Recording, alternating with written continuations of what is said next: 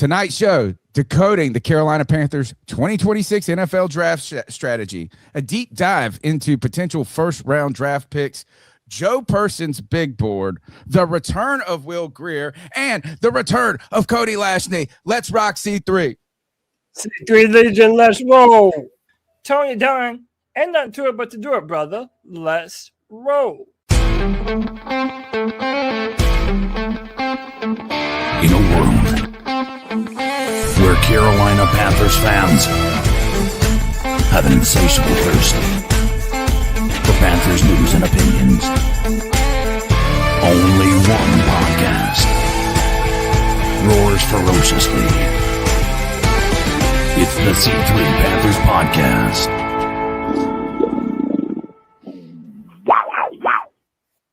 What is good, Panther fans? You're listening to the C3 Panthers Podcast, the longest running Panthers podcast. It's Tuesday night. It's 9 p.m., and we're chopping up the latest Panthers news and opinions. The draft is here on Thursday. We're going to be partying and watching it. Nick Montero's driving from Massachusetts to come and party with me for this draft and hang out for the weekend. I can't wait to see my brother. But I got to tell you this. My other brother's back. CODY Lack, welcome back to the C3 Panthers Podcast. Tony Dunn, CK, C3 Legion. Man, it's good to be back. You know, with the smell of the draft in the air, I wouldn't be far, man. I had to come back and rap with the best damn Panther fans in all of YouTube. Tony Dunn, you know and love him. We got Drew in the building, Harvey, London, John B. Jenkins, Go Fish, Michael Wydrick, Nirvash, Panther Gal, what's up? Panther Pickle in the building. Scott Studs, the Bad Daddy, what's up, Greg? How you living, man? And VR the Hope Dealer. Tony Dunn, ain't nothing to it but to do it, brother. Let's roll. The number is 252-228-5098. That's 252-228-5098. Who will the Carolina Panthers draft at number 1? Will you be hanging out in the draft party? Call in. Let us know. Let us know the first time you saw a draft party or a part of a draft party for C3 and who that pick was and what that memory was like. Will the Carolina Panthers trade up? You can get on the calls. The number's 252-228-5098. CK, the man with the golden pipes. It's good to see you, my friend.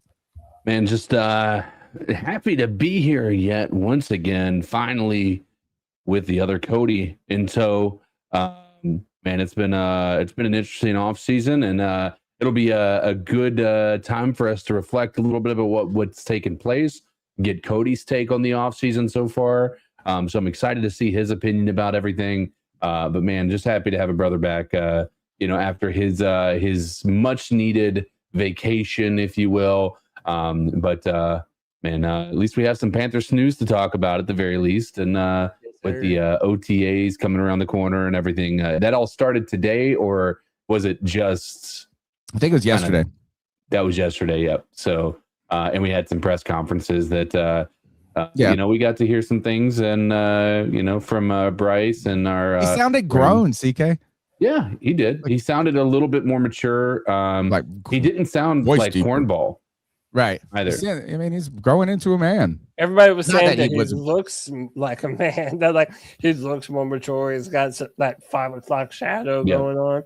So it happens at different paces for a lot of people. Like, you know what I'm saying? Like, I mean, I still can't even grow facial hair. Like, fortunately, I can grow it on the top of my head, but from the eyebrows to the neck, not so kind of patchy and 15-year-old Puerto Ricanish, as I like to think about my boy Joe Riolano. Just passed celebrating or remembering Joe Riolano. I saw him pop across timeline. It's been 2 years, 3 years. No, even it's been. It's been a lot. But I was like just reminiscing about that. So, and every time I shave, I go, man, 15-year-old Puerto Rican here on the face. But CODY, welcome back. I was, at the point where I was going to have to change it to C2. Well, I came back because I couldn't let that happen. You know what I mean? When Greg comes back, we're going to have to name it C4. Yeah. Oh, explosive, because we don't have the website anymore. I mean, that's where C3 came from, Carolina Cat Chronicles, the 3 C's. But then it was 3 host, Joe, Mel, and myself. And then now we got us three. So look, the three's here. The Legion's in full effect. Thank you for all the people in the chat.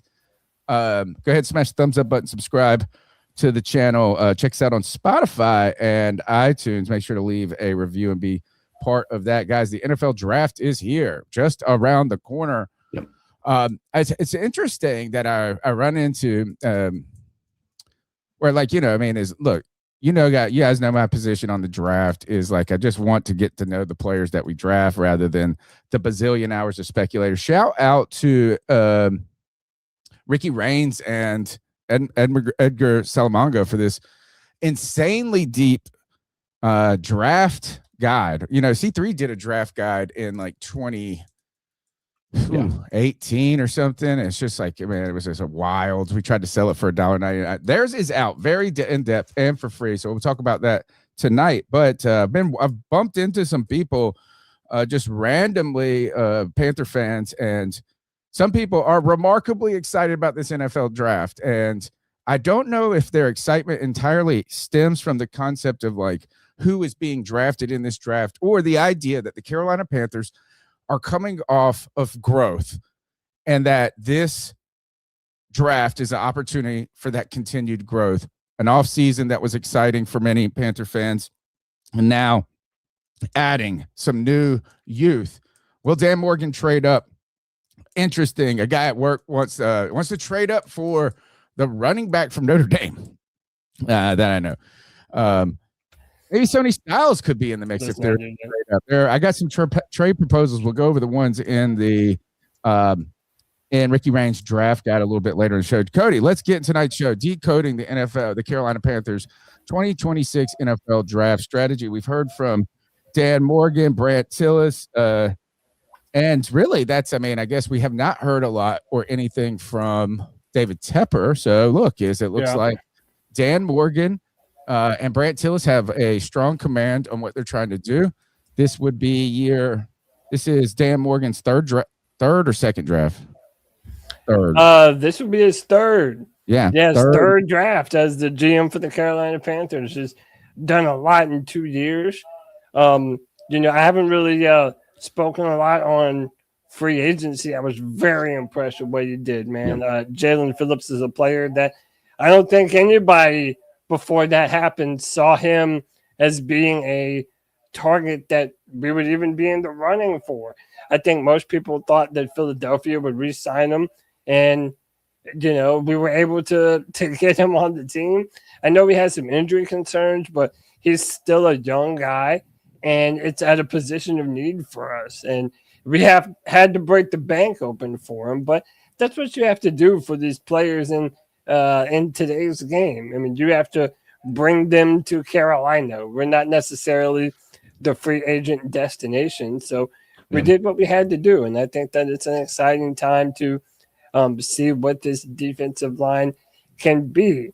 Devin Lloyd, an incredible player who was one of the standout defenders for the Jaguars this past season, and I really think that he's probably the green dot going forward for the Panthers. So, if you will, the quarterback of the defense. You know, there's been a bunch of really good signings. Overall, I'm really happy. And it appears that we're at that time where Dan Morgan is doing like all other Panther fans, making big boards and determining which one is and isn't the right move to make. Go back to that last one. We didn't highlight what he said. To me, this is wild. I mean, I guess it's not wild. Is simulating how things could unfold. I wonder what did it say? He's done how many mocks? 600 mocks. Yeah, well, there's a short clip. I was just going to play it, and we'll listen to what Dan Morgan has to say. The numbers. How much does positional value go into building the board? Not necessarily your evaluation on the player, but hey, how will this guy fall? Is this we love the player, but maybe the alignment with the pick isn't quite right. How do you build the board from a positional value? Yeah, it definitely, we take that into account. Now, that's not everything. Like if there's say a safety, you know, as opposed to a quarterback, you know, hypothetically, like obviously like the quarterback, the value on that's way higher, but we don't need a quarterback right now. So, that quarterback's not going to be rated as high on our board, but maybe that safety is going to be higher than the quarterback. So I think, it comes into account from like positional value, but it's also what do we need as a team as opposed to the rest of the league. So, and we'll place them. Like we have all these like different analytic models that tells you a consensus on where that guy's going to go in the draft. So like I'll have a lot of information at my fingertips. Like, okay, like if I want this guy, like I'm probably going to have to bump him up like a little bit, and maybe he's at the top of 2, but I move him maybe in the bottom of 3 or the bottom of 1. So there's a bunch of games. How many mock drafts have you done so far? A million. JJ loves that. I love mock drafts. Oh, they're amazing. You have more sophisticated models than I'm using off the internet, off of PFF or whatever, but those are really good to begin. You and I have talked about it before, having a feel for the draft. Yeah, it's like your thought process. So you're going through these mock drafts, and they're pretty accurate, especially this week as opposed to maybe 2 weeks ago when I was doing a mock draft. So like the closer you get to the draft, the betting odds, all that type of stuff goes in to the model that Eric puts together along with our grades, All right. So Dan Morgan mocking the draft. And I wonder what type of do they just like manually do it, CK? Do they use like some AI prompts to be like, consider this is what we think's gonna happen? They have to be doing that. This is what we think will happen. Like, let's go with a scenario that here's another thing we can think about. How is that gonna look? CK, what do you think that I guess I was listening to it was a stock podcast, right? And it was they were talking about like, the AI threats to certain entities, right? Or certain like industries that have been settled. And I think it was, I don't know if it was the Cloudflare guy who basically is like the internet defense of like 30%, 40% of the internet. He was like, these AI models that we use we're using based on the data that we own or we've gathered, not just scraping Reddit and the internet. So like, I wonder what the Panthers do they have like a AI? They have better be paying for the paid version of Claude and ChatGPT. I mean, you think they would be? I mean, I think it's not unreasonable to expect them to be doing mock drafts or something. I mean, it's all very, seems reasonable for them to be able to use the technology that's available to them to be able to give them the best foot forward as they're trying to get their their ducks in a row. I mean, it's every scenario is going to be different about how they handle things, and so I don't know. It is interesting to see that they use mock drafts though. Like that just seems very like normal of them, and so I don't know. That was a pretty interesting podcast, and hearing him say they've done that many is kind of interesting to me. Yeah, and it's the season, and it really 2.7, right? Yeah, but I also think about the utility of it too. You don't know what's going to happen. You might hear some rumors of teams that decide, hey, they want to move up for a certain player because they're not going to be in range to get what they need. So what happens if one of the teams behind us wants to jump up? Who does that bump down to us? There's all these different scenarios that you factor in. Then you start to think about, well, if there's a certain position group that maybe we're looking for, which Adam Schefter, I believe, he was doing some podcast and said that he thinks that the Carolina Panthers might be one of the teams that could consider moving up to draft a tackle to replace either Taylor Moton or Ikem Ekwonu, who has an injury still. So if that's the case, what does it take to move up? Are there deals that we need to try to start making now so that way we can initiate those on draft day if need be? It's all a part of the due diligence to make sure that you are ready and prepared to execute a successful draft. And I think that Dan Morgan in this third year has gotten better every single year. Free agency has been better from his part every single year.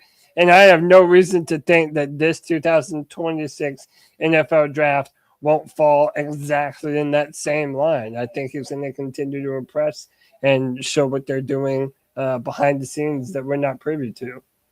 Yeah, I agree with that wholeheartedly.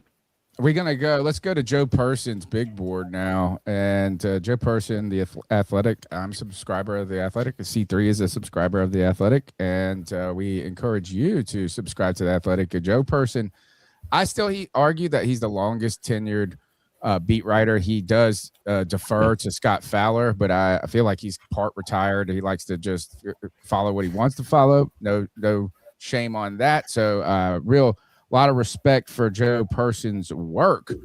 Working for the Athletic, by the way, has come, I'm sure, with a little controversy just as of late. I don't know if you saw Vrabel, Diana Rossini. Yeah, dude. It's a wild situation. It's like I feel like cruddy talking about it. Like I don't really care. I think it's so overboard. But yeah, I mean, what about a press conference to say nothing? Yeah, well, I think he had to speak recently. Apparently, Robert Kraft made him go out and say something. I didn't see what. You just said I talked to the players. I've had hard conversations with the family, and don't the internet will win. Just drop in the comments of that, and for Diana Rossini. The most embarrassing thing wasn't even the pictures of her with Vrabel. It was all the times that she would go on live TV and live podcasts and just talk crap about her husband and call him thoroughly average. That all went viral around the internet. She was joking in those moments. Like if you look at the context, it was kind of like a tongue in cheek a little bit, and then that what was. Boy, it just comes around. Is like it's not good on the ears or the look afterwards. But enough of that. The Athletic subscribed to it. Panthers big board by Joe Person right now. He has potential day one targets for the Carolina Panthers. Spencer Fano is at the top. Jordan Tyson, Kai Lemon, Dylan Thieneman, Kenyon Sadiq, Casey Concepcion, Omar Cooper, Denzel Boston, Kendrick Falk, Monroe Freeland, Caden Proctor, Caleb Lamu, Jared, Jermad McCoy, and Emmanuel McNeil Warren.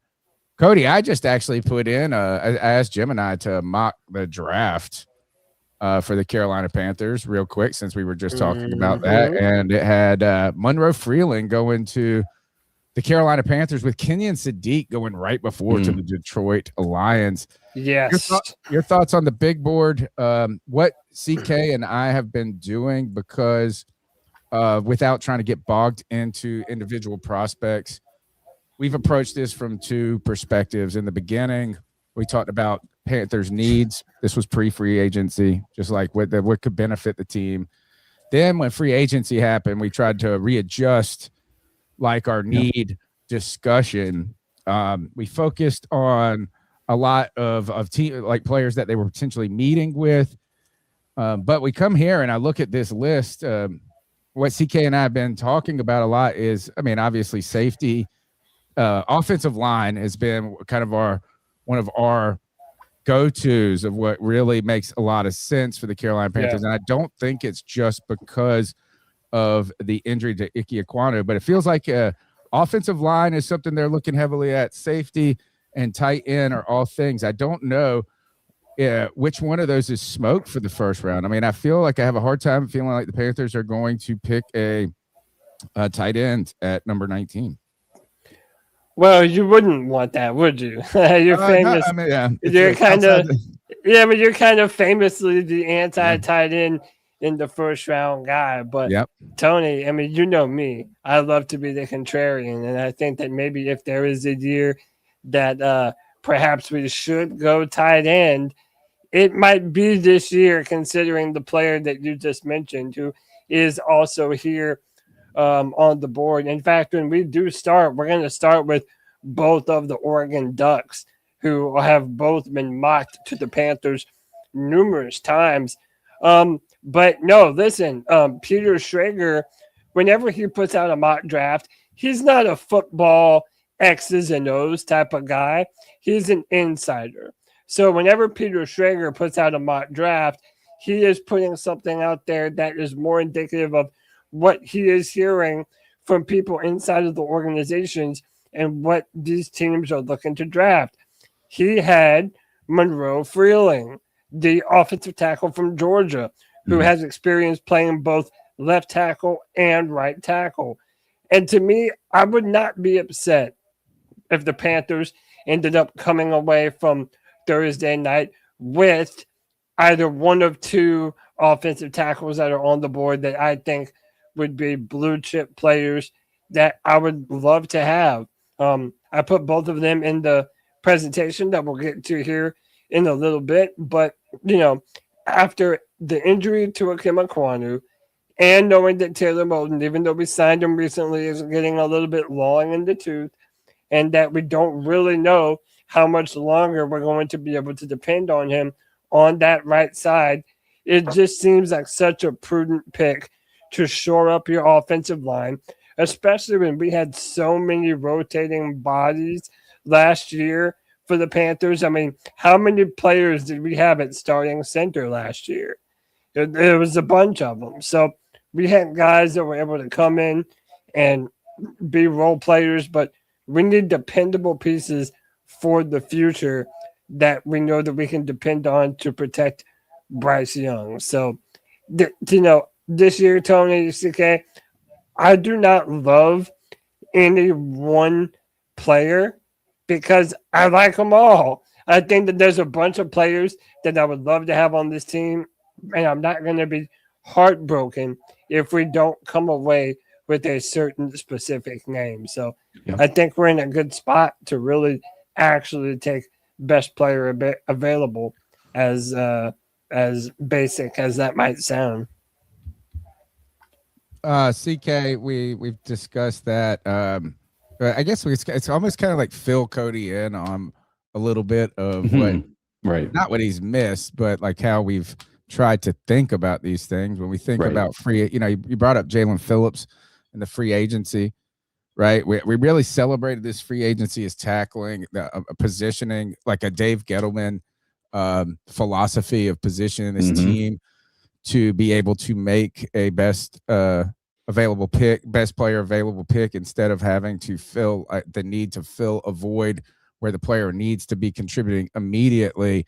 We talked about Jalen Phillips' contract being a pay what he can be, not a pay what he was type deal.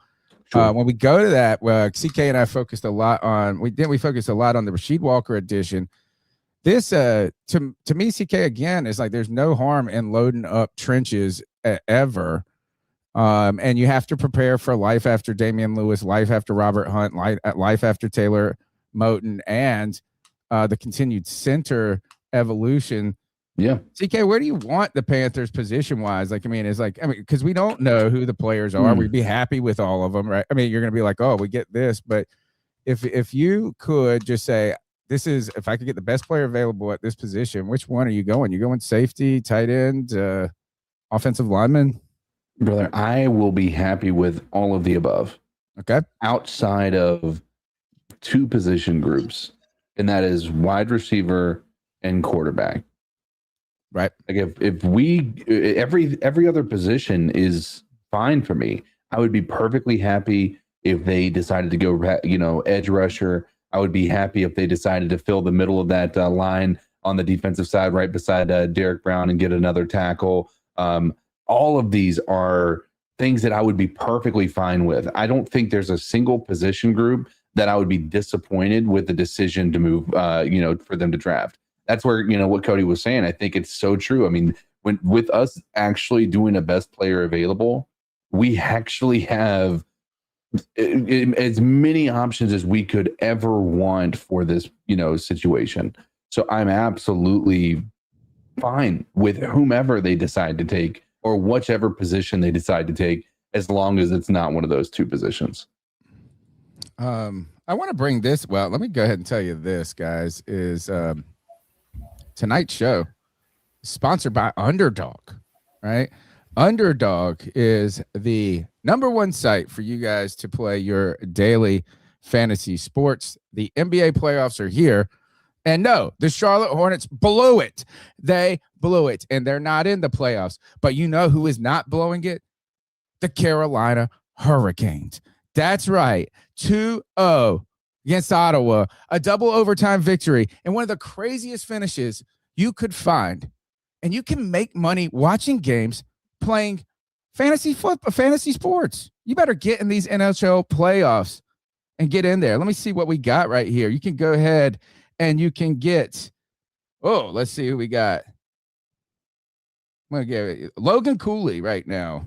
Wait, that's Mammoth. That's not it. This is college. Forsberg right now. You can get higher or lower on, let me see what he's got here. Higher or lower on 8.5 fantasy points, 3 goals against, 9.5 first period saves. You want to go lower on that? I'm sitting there going higher.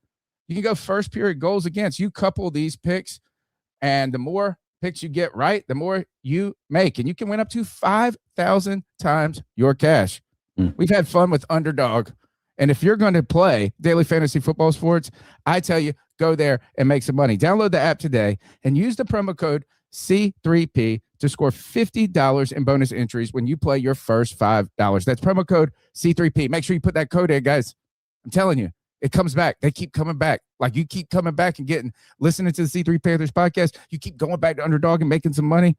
They keep coming back when you use that code. Entry, like so. Make sure. Underdog, make picks, win money. Must be 18 plus, 19 plus in Alabama, New England, 19 plus in Colorado for some games, 21 plus in Arizona, Massachusetts, and Virginia, and present in a state where Underdog Fantasy operates. Terms apply. Concerned with your play? Call 1-800-MY-RESET or 1-800-GAMBLER or visit www.ncpgambling.org. AZ 100 next step 1-800-639-8783 or text next step to 53342 NY. Call the 24/7 Hope line at 18778 Hope NY or text Hope NY 467369. Cody Lack is back. Yes, sir. So I don't mean to give anyone a little bit of PTSD, but I have some news for you.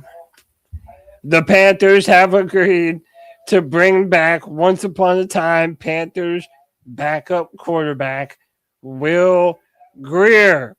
So this means that the Carolina Panthers are going into this season with a quarterback room of Bryce Young, Kenny Pickett, and Will Grier.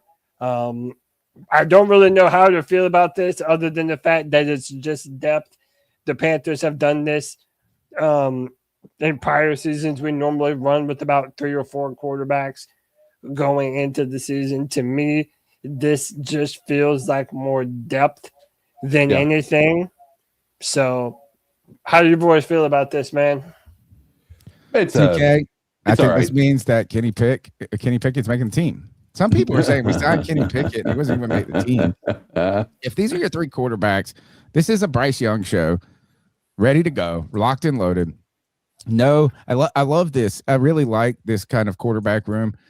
And not that I care about the Will Grier pick, but I'm very high on the Kenny Pickett acquisition. CK, odds are, looks like Kenny Pickett's making it. Yeah, I mean, I think I don't think anybody's expecting Will Grier to be the actual backup coming into this season, especially as I think we all agree he's third string. Now, here's the thing: is he might make the team as like on the practice squad, maybe. I don't even know. In the league 6 years and be in a practice squad. Even what's that? Can you be in the league for 6 years and be on a practice squad? I think so. I don't think it matters. No. I mean, we have David Moore on the practice squad or something? Hunter Renfrow was on the practice squad. Yeah, I guess a good point. And I mean, you know what we all want to know is JJ Jansen or somebody get on the mic and ask Will Grier what's the building feel like differently since you've been here with, would he have been, was that a Ron Rivera 2019? And then he would have been there for the beginning of Matt Rule potentially. Yeah. So I remember saying at the time that we drafted Will Grier that this was David Tepper's insurance on what would happen if Cam Newton got hurt again. That he wanted another quarterback in the third round, which I believe is where he was drafted. So, dude, I didn't love the pick then. He hasn't really amounted to much since then. He's done some okay things with the Cowboys, but he's by no means a starting caliber quarterback. He's from Charlotte. I remember that was a big story when we drafted him the first time. So, yeah, I don't know, man. This is just depth. If I'm being honest, I do not think he will be on the team to start the season. I think this is just to have a training camp body when we're down to third stringers having to get reps. 31 years of age. Cody, we didn't get your thoughts since you're just back in the fold. What do you think about the Kenny Pickett acquisition? Dude, I think you could do a lot worse than Kenny Pickett as a backup quarterback. I mean, especially considering what Andy Dalton did last year. He came in and just looked like a box of hot rocks out there. Just not very impressive at all. If we can get past his tiny little baby hands, I think we'll be okay. He has a fresh pair of gloves that he'll put on down here in Carolina. And listen, I think that he represents a good mold for what you want in a backup quarterback. He's never going to be the person that puts you over the edge, but I think that he can adequately enough run an offense. And by the way, Super Bowl champion Kenny Pickett, because he has a Super Bowl ring with the Philadelphia Eagles. So a lot of people poo-pooed it in the calls and in the chat. I'm really excited about. I'm not excited is the wrong word. But like, what were people really expecting? Like, it's a backup quarterback. Who were you wanting? Who were they wanting to come and back up? People want to draft. Some people, yeah, there was a large contingency of people that would have preferred there be a draft, like a Drew Adler type player. Yeah, but then you're also wasting a draft pick on a quarterback. That's how I feel, and I like the idea is that he's not old. He's had starting experience, and he's there clearly to be in a backup role. Right. And 100%. that is that. But if you did have to go to him, he's not a rookie who hasn't done anything in the NFL. He is there to keep it going until Bryce Young gets back. Yeah. Cody Lack, you put up a poll. What's next, man? We got calls in the hole. We're ready to rock. Yes, sir.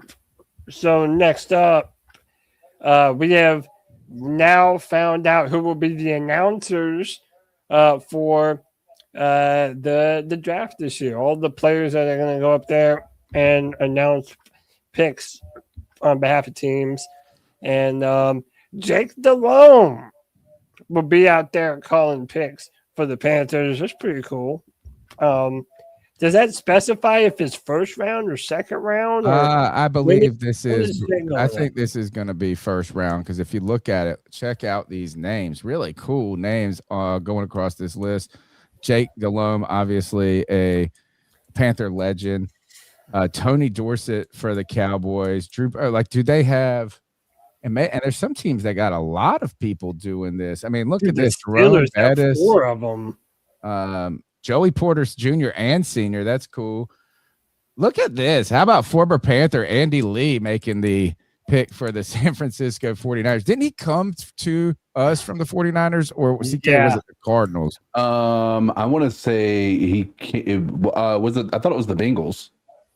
No, I thought Andy Didn't Lee he go to the Cardinals after? No, I think it was San Francisco. Yeah, I think that's right. Pat McAfee for the Colts. How about this? An all-time, one of the best to ever do it. Calvin Johnson for the Detroit Lions. That's pretty neat right there. Brian Westbrook, another great for the Eagles, I think is cool. Osi Umenyiora for the Giants. Deion Branch for the Patriots. That's a big, they're going to love that. Tavon Austin, throwback right there. One of the burners in football for a while on a bad Rams team. making that. Sean Merriman. Whoa. Merriman for the Chargers. There's some cool names out there. Matt Shout out Millen. to Kev. He said that it'll be the second round for Jake Delhomme calling the pick. So that'll be because Goodell. Because this has to be. Yeah, Goodell does the first round. Yeah, so that makes sense. Yeah. Oh, I yeah. don't even know what I was thinking. How about this? Boy, this one's got to feel weird. Matt Millen. I'm pretty sure Matt Millen. He's making the pick for the Raiders. He used to be, I believe, at one point he was a GM for the Detroit Lions? I gotta look that up. I remember there was somebody like that. GM. Let's see if he is up there. Who are you talking about? Detroit Lions, Matt Millen, former GM, and now he's making picks for the Raiders on day 2, if that's the same one right there. Good to see Jake Delhomme. You got Luke Kuechly going into the Hall of Fame. You got the Carolina Panthers playing in the Hall of Fame game. A little buzz right there. And I don't know if this is true, guys. I saw a post that said next year Cam Newton's eligible for the Hall of Fame. Did he ever retire? Well, I don't think you have to retire to become eligible. Okay. Interesting. White chocolate espresso. That doesn't make sense though, because what's the dude who came back this past year? Phillip Rivers. He won't be eligible again. Yeah. Right, but it's because he came back. But theoretically, if Cam Newton got a call this season to come back, he still could. So I'm also confused as to how this works. John B. Jenkins, keeping it strong. It says new member, but he's been with us since the beginning. For a C3 Superfan, guys, you can help the podcast, particularly in the dog days of subscribers and viewership as we get back towards real talk when it comes to the Panthers. We thank everybody for their time, attention. For super chats are appreciated and welcome. But a small way to do this is just that $1.99 C3 Superfan. And you could be part of the elite crew of Panther fans that keep the bills paid in the offseason. Thank you, VR Hope Dealer, for your $1.99 contribution. And boy, I tell you, this is a personal thanks to both of these guys, John B. Jenkins and VR the Hope Dealer, who have been so critical in making sure the Cat Calls line exists in these dog days, and we want you to stick around. We appreciate value your opinion, your time, your energy. I want to bring this up, CK, is going back to the Matt Millen thing, is that this reminds me. So my bastard son Kev, White Chocolate Espresso, said he's a Lions GM. He sucked, but he did draft Calvin Johnson and Matt Stafford. I wonder, though, and I can't remember if he was the GM or it was the guy right before him. The Detroit Lions went 3 years in a row drafting a wide receiver. I think Calvin Johnson. So let's see. Detroit Lions draft wide out 3 years in a row. And while you look that up, Tony, first round. Shout out to Just Don't Care for gifting 5 memberships to the C3 Legion. Just Don't Care. We always say he cares the most because he's always showing love to C3. We appreciate you, brother. He's a C3 Care Bear. Yeah, going back, Detroit Lions, and I know that they had done 3 in a row. I didn't know where Calvin Johnson. They went 2003, Charles Rogers, 2004, Roy Williams, 2005, Mike Williams. Roy Williams did a little something in the NFL. Charles Rogers had a moment. Mike Williams had a moment, but neither of these guys panned out. But I bring that up and circle back that because Cody, in last week when Dan Morgan was addressing the press, and he really looked comfortable and relaxed. I mean, he's joking with the reporters, kind of. It did look like, I told CK that he looked rested in a sense. Like, I know he's not. I know he's working hard and things, but like sometimes he didn't look disheveled and under distress. Yeah. It looked like a guy that was growing continually into his role and his job. But he said there's no rule against drafting 3 wideouts in a row. Your thoughts on those comments, and if there's a potential the Carolina Panthers do that? I really do. And listen, the wide receiver is always going to be the sexy pick because it's a pass catcher, man. These quarterbacks, they get paid all this money for a reason, to put the ball downfield and to get it in the hands of their pass catchers. And, considering last year, Bryce Young, even still after investing in Tetairoa McMillan, averaged about 150 to 190 yards passing per game. We have known for a while that Dan Morgan and this front office want to do whatever it takes to give Bryce Young every single possible reason to be successful. And if that means adding another pass catcher, then I do think they would do that. But I also think that they could give Bryce Young some help in another manner as well that doesn't necessarily involve being a wide receiver. But I said this earlier, Tony, CK, I know it's so contrite at this point, but when you hear best player available and how your free agency is supposed to set up your draft, that's another Gettlemanism there. But in that regard, this free agency period really did put us in line to draft any position. I mean, you name it. We could go, just going on defense, defensive tackle. We could go corner. We could go safety. But on the offensive side of the ball, you can take a wide receiver, a tight end, or an offensive lineman. I think the only position that we wouldn't draft is probably a running back. But I do think it is worth noting that if the Panthers were to draft a wide receiver, you're probably looking at the third or fourth best wide receiver in the draft.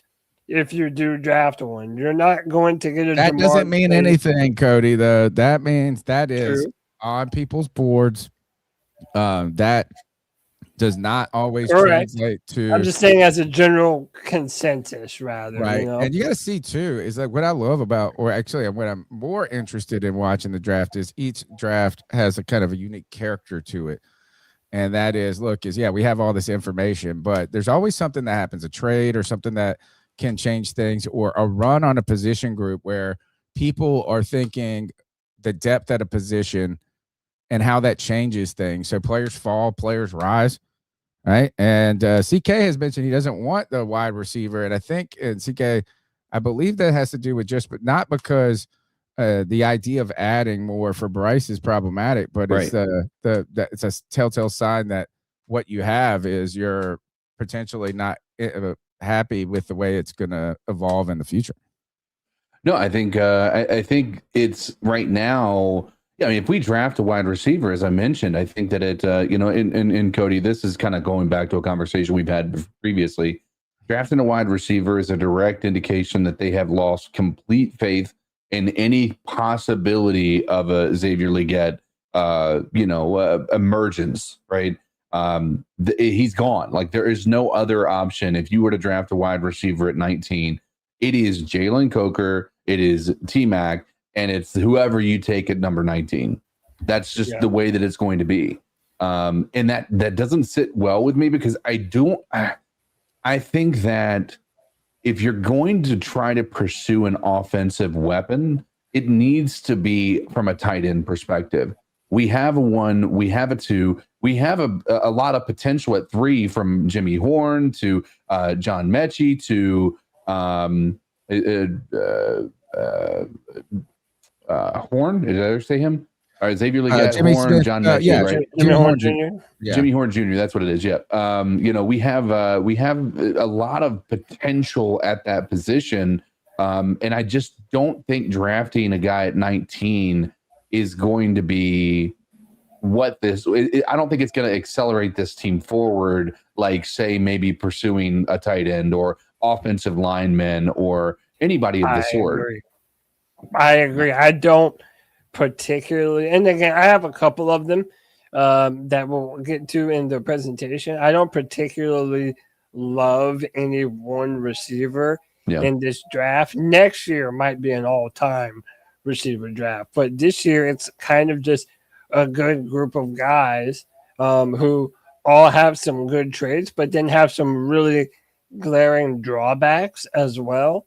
So you're going to have to weigh that. But generally, I do agree with you, CK. Like, and I understand the point that you were making, Tony, earlier. Like, that might be what's on the big board now. But I believe Justin Jefferson was like a pick who was early in the 20s when the Vikings drafted him. Yeah, and look what he's turned out to he's be. a damn third rounder. Exactly. So you So just don't know. Ranked in that order, I don't sleep on a player that's the third ranked receiver just because they say they're the third rank. No, that's prudent. Absolutely. But, listen, I don't mean to put the cart before the horse, but the first prospect that we'll get to here in a bit, I do think that if the Carolina Panthers really wanted to add another weapon for Bryce, it would be more likely to be this guy than some of the other receivers in this draft. And you probably know where I'm going with that, but it's fun, dude. This would be a fun Thursday night. There's so many options on what the Panthers could do. All right. You're listening to the longest running Panthers podcast. Every Tuesday night we're here. We're here post games. We got more additional content coming out in the future. Guys, one of the things we'd love to do is focus, center the fan voice on this podcast. And the way we do that is through the cat calls. We're taking your calls. There's a few in the hole, but there's time to get into the show. The number's 252-228-5098. That's 252-228-5098. Let's rock, Cody. So what are your thoughts on catcalling? Yeah, it's pretty. You shouldn't do that to somebody. And how did that make you feel? Very uncomfortable. So how do you think catcalling makes the person feel? It feels good, like. Who's that cat sitting in the back corner with his face buried in the snow? Who's that kid that can use one?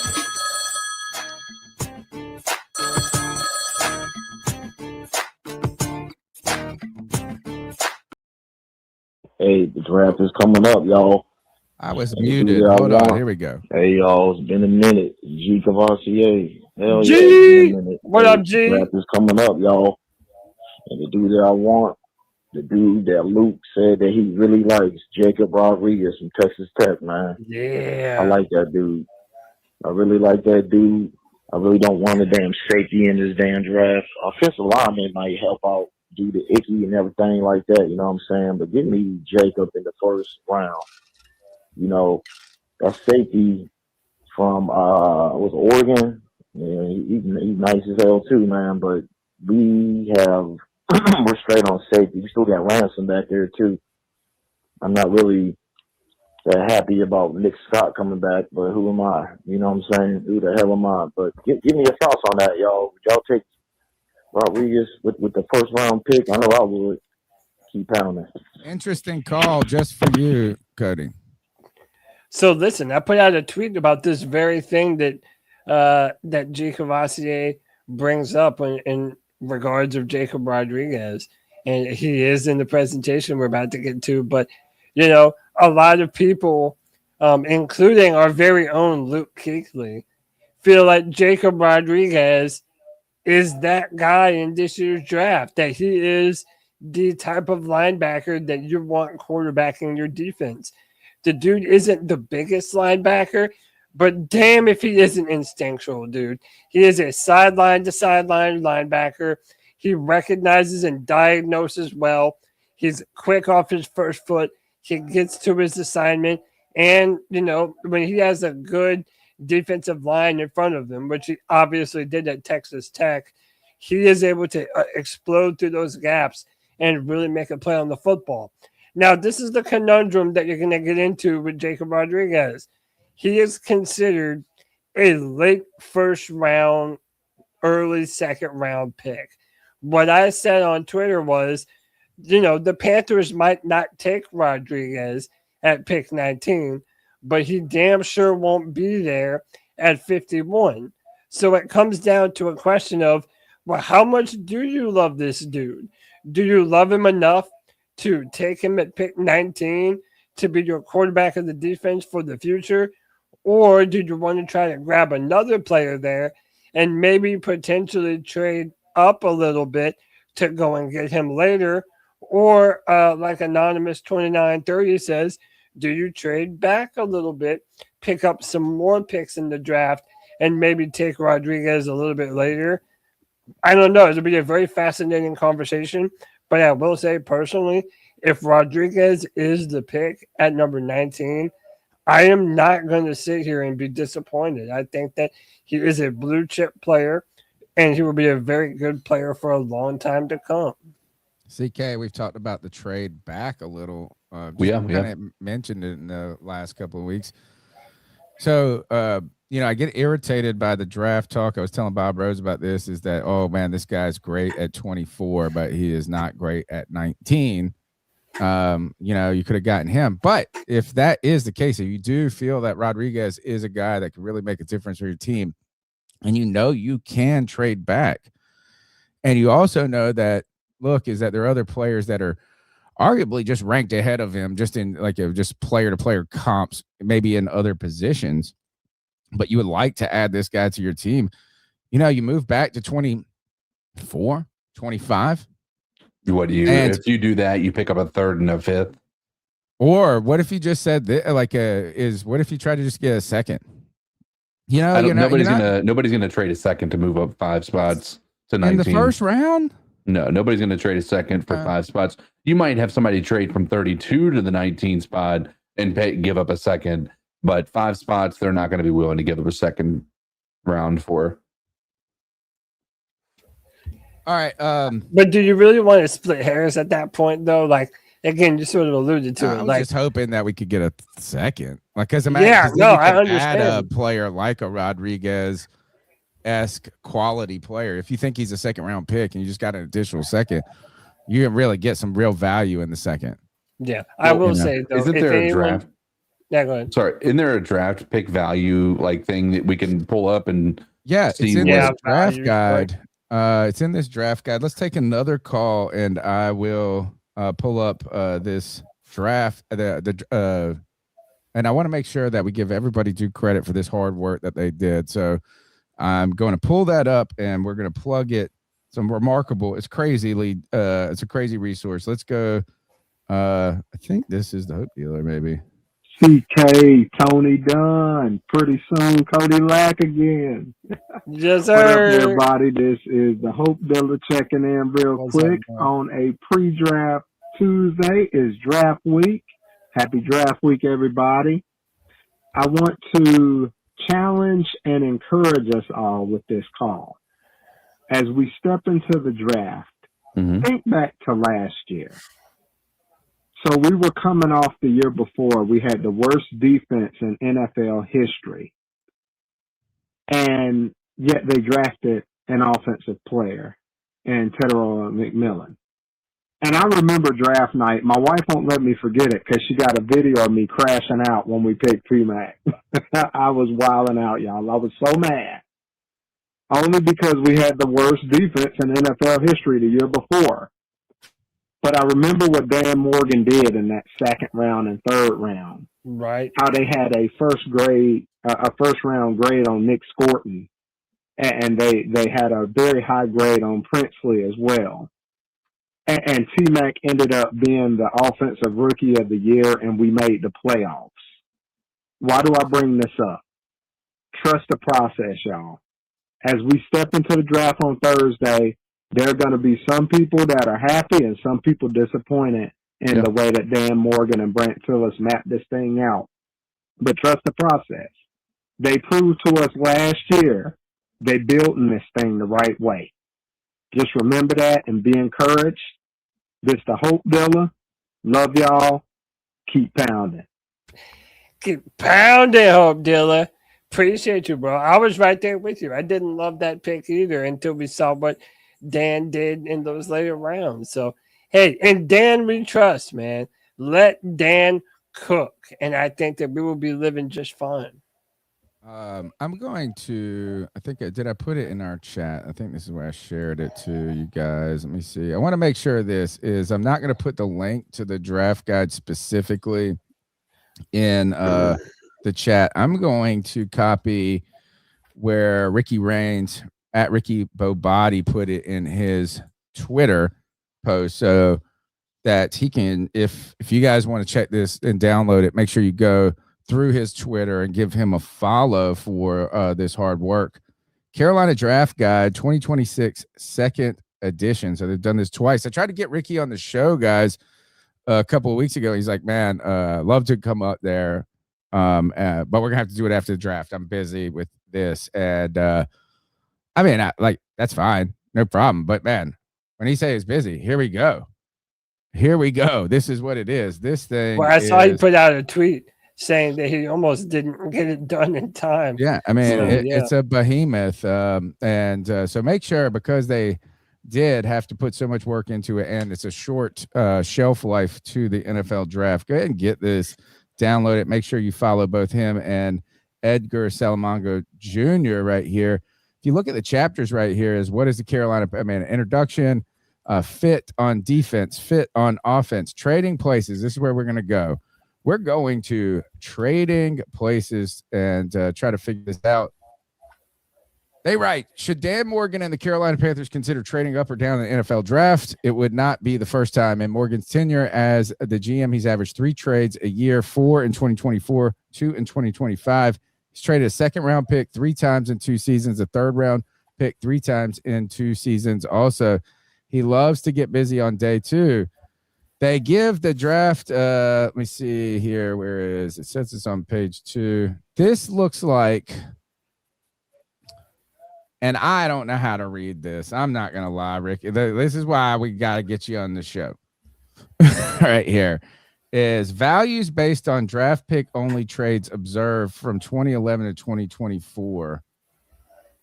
What do you think make of this, Cody? Is all right. So I guess if trading a top 13 pick to a team that is trading up for QB, apply an additional percentage. First round, I don't even know how to interpret this. Boy, let me tell you, you're out of luck with me. Math was never my strong suit. I don't know. It's like what this I is. know that those numbers are what that draft pick is worth. So if you want that pick, you have to give up something that is, equivalent to it. It says created based exclusively on draft pick only trades from 2011-24. While there are other charts floating around, this appears to be the best research chart available. Note that teams and their picks are not updated for this year. All right. They have some trade potential. Like, here's some options that they threw out. You trade with the Jets. The Jets receive a round 3. Wait, no, is this old trade? No, what is this? Why does it say 2024? He's just showing an example on some other. Okay. So you get a round 3 pick for Makai Corley. You give up. What is this? Is Panthers receive? I wonder if that's how they got Trevin Wallace. This must have been old trades. This is what it is. These are the old trades. I was hoping that they had some projected trades right here. Interesting there. But the stats is Dan Morgan not. So these are all the old trades that they did. 2025 draft trades, trading places and chart. Okay. So you guys can check out that draft tracker there. Cody, you want to take another call? Yeah, let's do it. All right. The number's 252-228-5098. Yo, what's going on, C3? It's Anthony from Charlotte.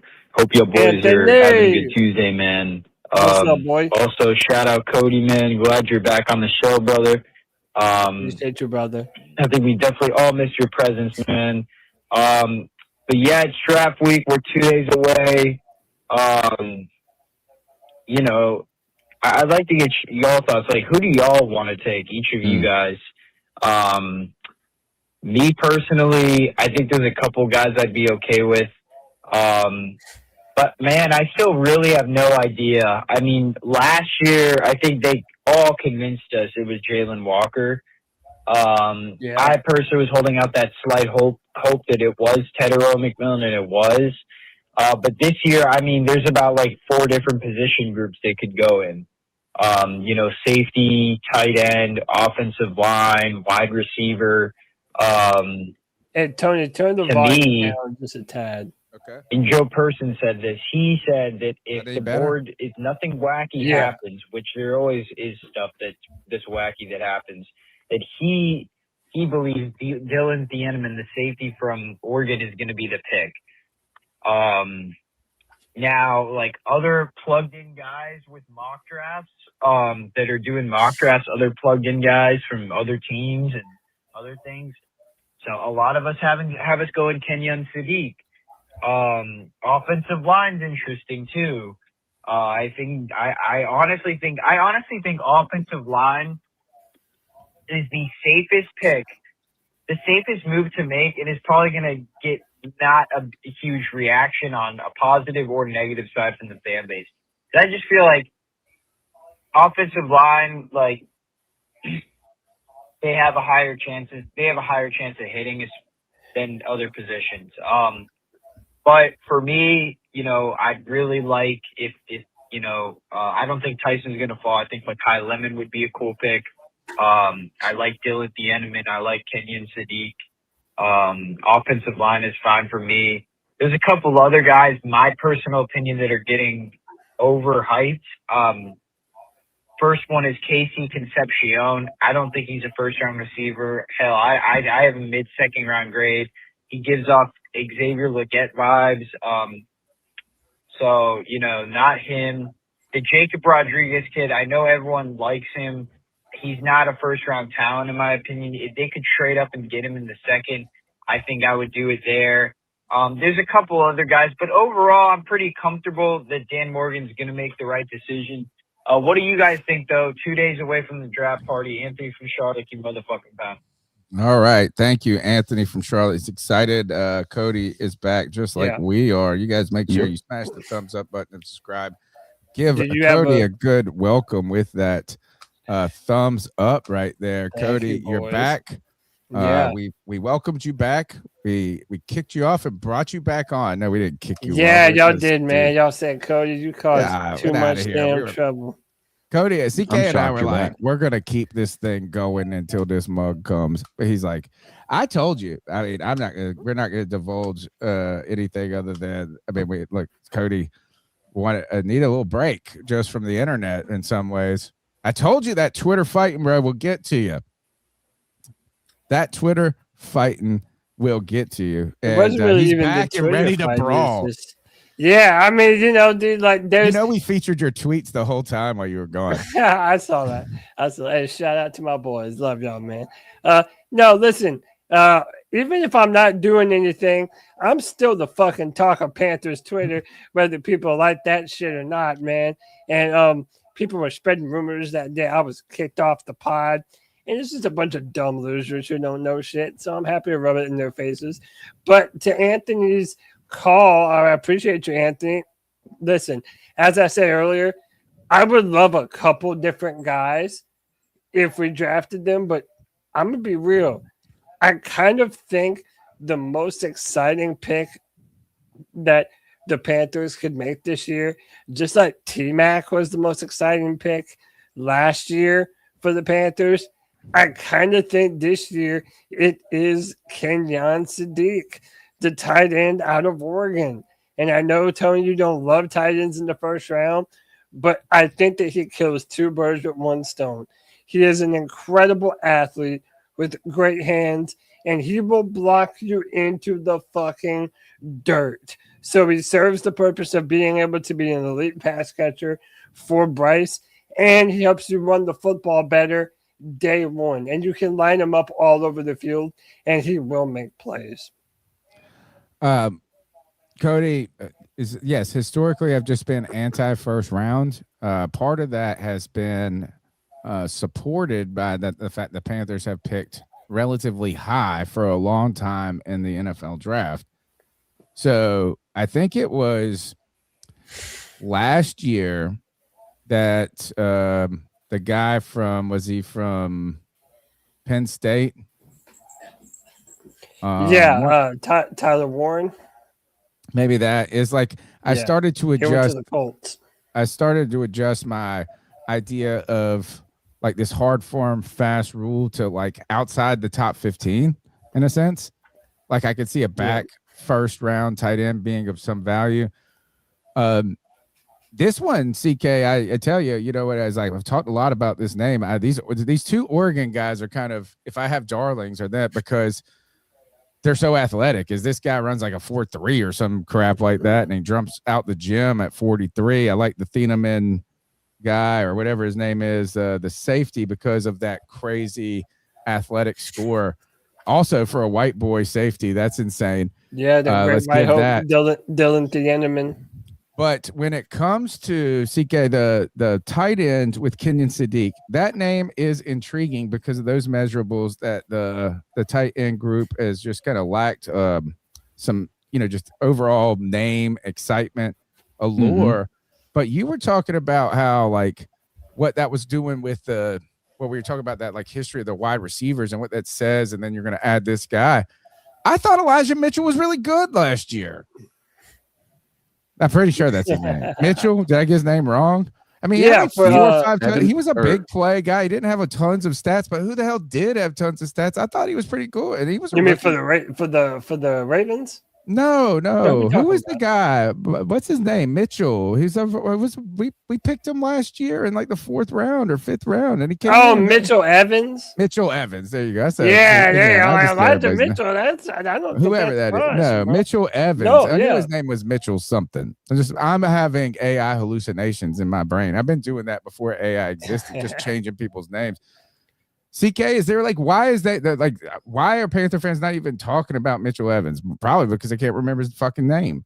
Well, I mean, I don't think he was so significant that, we thought, I mean, I'm not saying he was a bad player, but I don't think any of us felt like he was incredibly explosive to where we're we need to see this guy every single opportunity we can, so that we can, it just wasn't. It wasn't super exciting from that perspective, in my opinion. You're right. Now, I mean, for some reason, it felt bigger than, I guess. Only 171 yards. He did have 2 touchdowns. Maybe it was just in some moments that he stood out when nobody else was. I guess nobody thinks that this guy is going to do anything. And you're going Kenyon Sadiq. CK, is Kenyon Sadiq a poor... Could he be? Actually, maybe I'll ask both of you this. Is this a Kyle Pitts that you could get at 19? Sure. I mean, I don't know if it's better. I don't know that I would put Kyle Pitts on that list, because when Kyle Pitts was in the draft, he was top 10. I mean, he was top 10, but he was also considered to be an athletic freak, Well, this guy is, right, Cody? Well, he is, but there's a very stark difference between the two. Okay. And that is that Kyle Pitts might as well, for all intents and purposes, be a wide receiver. That's what he was used as. Whereas Kenyon Sadiq is a man amongst boys, and he will get his hands on you and put you into the dirt, man. This guy. Isn't that better? It's 100% better because he can actually do both. Kyle Pitts is a tall, long strider, whereas Kenyon Sadiq is 6'3", but he's just built like a pit bull. The dude is just strong in every way imaginable. He's around 250 pounds, and he's just stronger than everyone else, man. Let's see if we could do this. Let's go ahead and you want to. I mean, he's literally the first player up on our board here. So, dude, when I first ever called in to the C3 Panthers podcast in the cat calls, I did a segment called "Better Know a Potential Panthers Draft Pick." And that's what we're going to do today. We are going to get to know Kenyon Sadiq. This man, when you do those mock draft roundups and you look at publications that do a summation of what all these other websites are saying, Tony, CK, most of them have the Carolina Panthers taking this man right here, Kenyon Sadiq, the tight end out of Oregon. 6'3" tall, 244 pounds at his pro day. The man ran a 4.39 40-yard dash. His vertical jump was insane. And you can see the dude's thighs. He's like a bigger version of Saquon Barkley. The dude is just a physical monster. By the way, all these write-ups that you see on screen are courtesy of Dan Brugler and his draft guide that he put out. So credit to him, support his content as well. The first dot under his strength says it looks like an action figure with low body fat, impressive musculature in his arms and legs. He's a fluent athlete with agility to run a 3-level route tree. That's very important too, because not every tight end in the NFL even can do that, can be able to run at all 3 levels.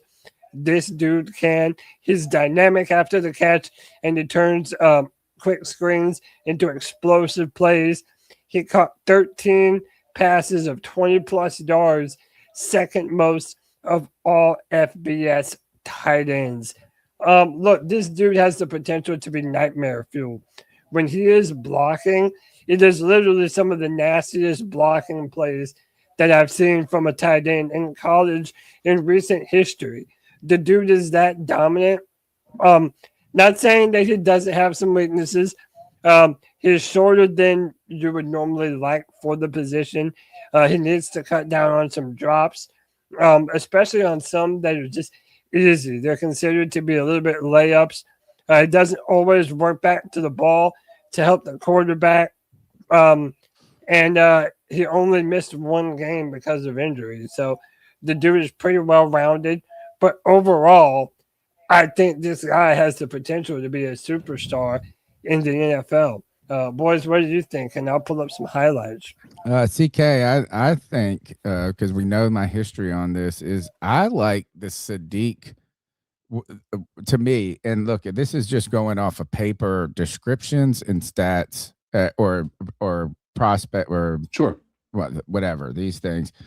But I feel like this is we go back and we think of Kyle Pitts as drafted 4th overall in the NFL draft. The highest drafted remains the highest drafted tight end in history.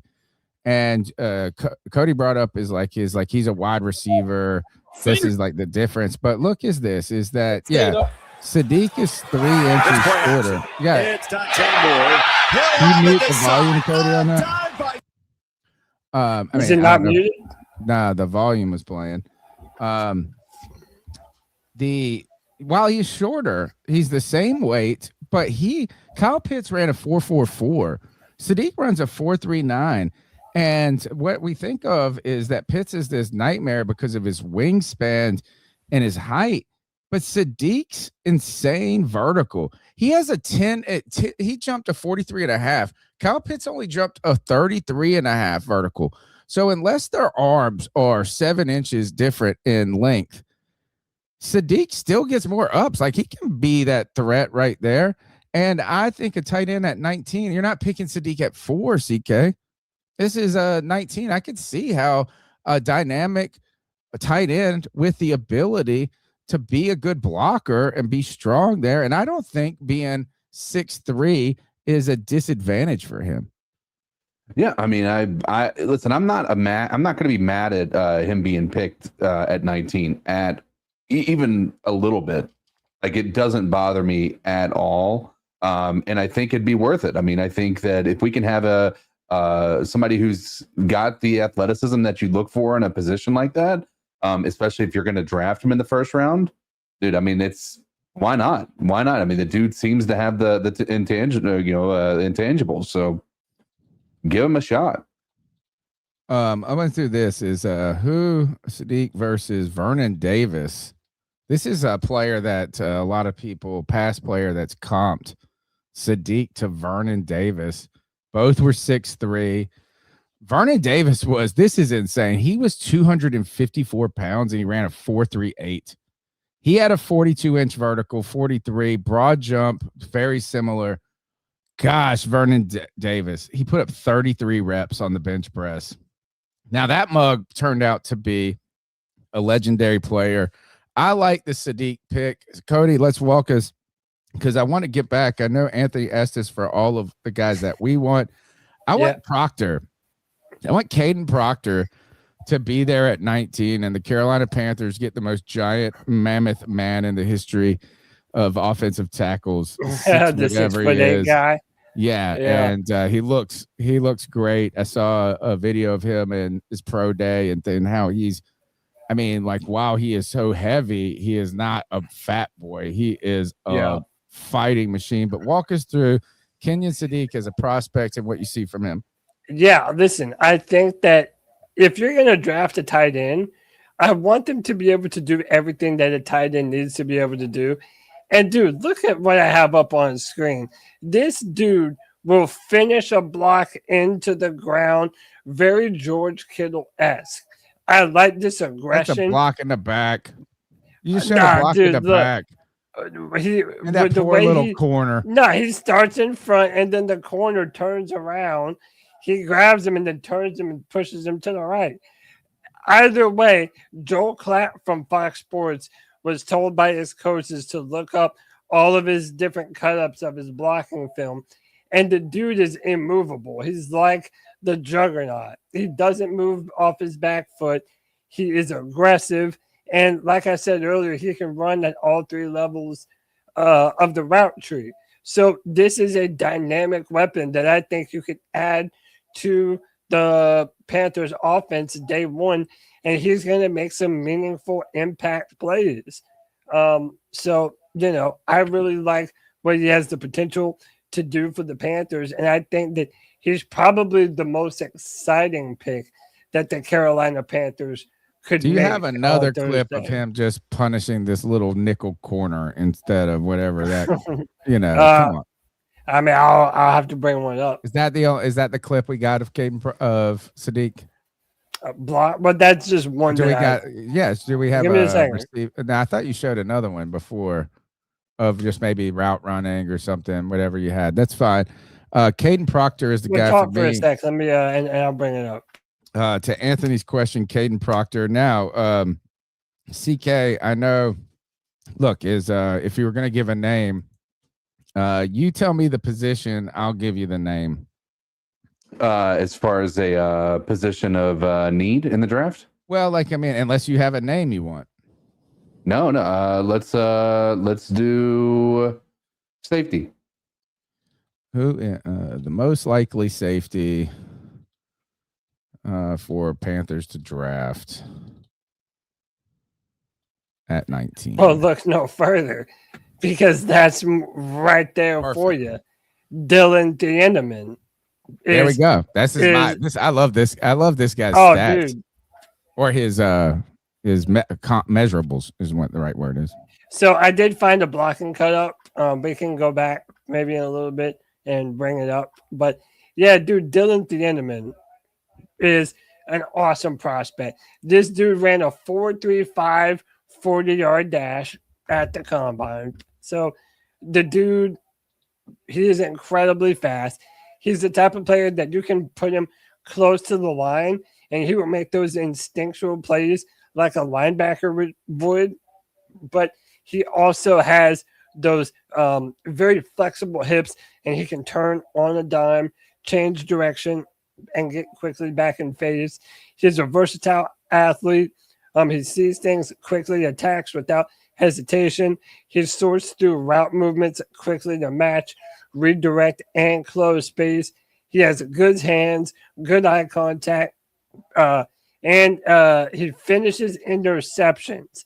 So that's another thing. He comes away with the football. And if you drafted Dylan Thieneman, he would be able to play that high safety, free safety, in a way that the Panthers really haven't had in a long time.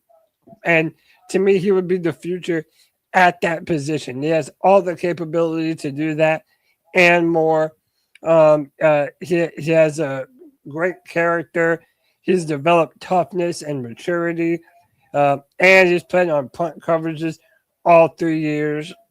And he was often one of the first guys downfield. So early in his career, he can be a special teamer too.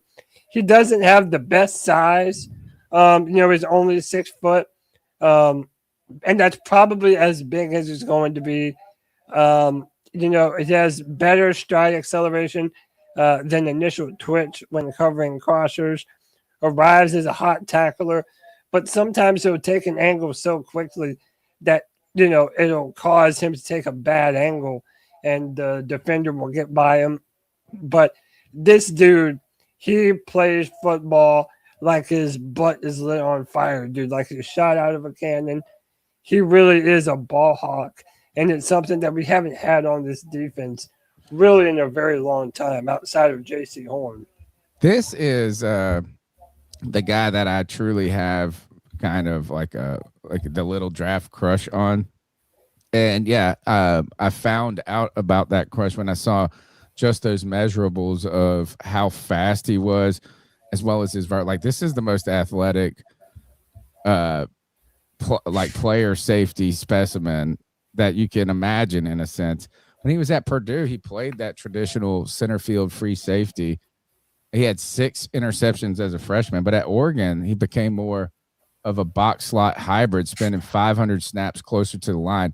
In college, I think he had, I think I read that he had 306 tackles in his career, and 8 interceptions. So like his, the thing that is interesting to me about this is a guy that you draft that has the range of a free safety that we've wanted for a long time. That guy that can just be in the backfield and take away, it feels like all deep threats, like even if he drifts the wrong way, he has the ability to get there fast enough.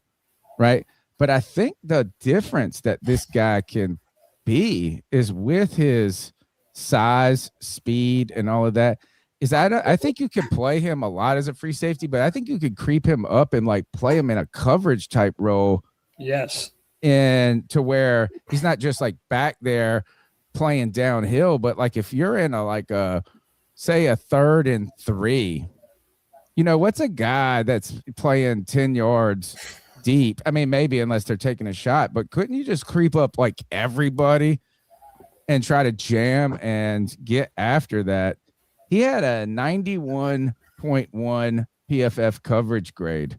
So it's not just about speed, Cody. This is instinctual, like you talked about. In a zone heavy scheme like Evero, he could be considered elite and kind of guard sidelines through routes beyond just being a safety that's a deep threat safety, or what you think of Morig, who is kind of a box only safety. It feels like this guy can play everything. He really can. Versatility is one of the best reasons why you would draft this guy. And you see in the cut up, there's multiple times where they will bring him down to the line of scrimmage and play him almost similar to a linebacker. He fights through tackles, and dude, he will lay the wood on you. He is not afraid of contact. He loves to, actually play tackle football. He's not like some of these defenders that are afraid of, getting their pads dirty. But dude, you see right there, the interceptions, he will take the ball out of the air. Like, you always have to be aware as the quarterback when you're scanning the field, you're always looking out for this guy because he's always making a play on the football. Now, if we're sitting at 19, who said it in the chat? Someone said that he probably doesn't get past the Vikings. It was near right, near Vosh. And he probably doesn't. Minnesota has met with them a bunch of times, but he is the type of guy that can change your defense. He's that good of a player. And I think that as time continues to go on, he's probably going to continue to climb draft boards. He's going to continue to get higher and higher on these big boards. And it's because of his film being incredible. And his combine was absurd, dude. The dude, he runs a legit 4.35, and that's the type of speed that you want as an over-the-top safety. I like a lot of great comments right here. I think Justin K 2038 has a great comment. He's probably the only player that can come in at 19 and start and make a huge day one impact. I mean, if you maybe Sadiq can, just because not because that he's so polished and NFL ready. I'm sure there will be an adjustment just but because the Panthers have had really nothing at tight end forever. So it'll feel like anybody can come in there and make a difference from day one. But this player, he offers a lot of versatility. What I like about this is, Cody, I don't like a tweener player. Yeah. Like a guy that is like, well, he can play multiple positions and that's what makes him valuable. This guy I feel like could just be like he is a true free safety, but he's actually so much better that you can do more with him where you're not just limited to him being a free safety. It's interesting. He had 6 interceptions as a freshman, but played 3 years in college and finished with 8. So like, where is this drop off? And it seems like a difference in the way that he was used in Oregon, where he was played more as a star nickel and a box safety and was able to creep. Like, so it's like, it's kind of just doesn't allow for those deep ball, easy duck interceptions or missed throws or something. But elite tackler, this is a prospect. I don't know if we've seen a guy like this. I can't remember who's the last guy. I wanted to do some player comps for him, and some people compare him to Kyle Hamilton. He's positionless weapon, football IQ. Is he only 6 foot? Yeah, he's only 6 foot. Okay. So he has an average build. But shout out to Panther Gal. She says, I was watching someone else's highlights and I was like, who is that? Because he does. He just jumps off the film. He has that sideline to sideline ability. And you're right, Tony. Oregon did play him as more of a nickel safety than they did over the top as a free safety, which I think was a part of that drop off in interceptions. But I do think that in the NFL, he probably serves more as a free safety. And whenever you're looking at college film, you have to parse through the context of, well, how was he being used? Why was he being used in the way that he was? And I don't think that you should hover too much on the scheme that he was playing in, and instead look at what he has the potential to be on the Carolina Panthers, which I personally think is a starting free safety. I like that, though, is that's what you want. You want a player that's the position that you see him in and doing. But at the same time, the ability to not just be a liability in certain packages and coverages, but an asset, I think, is a great way going forward. Another player is compared to, or comp to, not compared to, but a comp is Kevin Bayard. Bayard. Played with the Tennessee Titans. Kevin Bayard for the Titans. Eagles, Chicago Bears, ball hawk safety type player. Known as instincts and preparation. Wasn't considered a speed demon by Bayard, but look, 4.46. That's a different game, bro. If you run a 4.35, that's I was watching get ready for the Carolina Hurricanes game last night, and they just had like a draft show on leading up on ESPN2, and they were talking about a kid. I think he played in Indiana or Oklahoma. Forget the guy, but he's like he's just they called him like the second fastest person in the world at his pro day. He ran a 4.31. Think about that. Is like there's a difference between 4.31 and 4.35. But if you're a defensive player, safety running 4.35, who's that? It's gonna be hard to run past him. It's gonna be hard to get behind him, or he's gonna be catching up quick. Yeah, you're not gonna be able to run away from him. You know what I mean? He's got them feet. He is a really, really, really good football player. But boys, it's time for another good football player. This is the draft crush of not only our very own White Chocolate Espresso, but how about Luke Kuechly?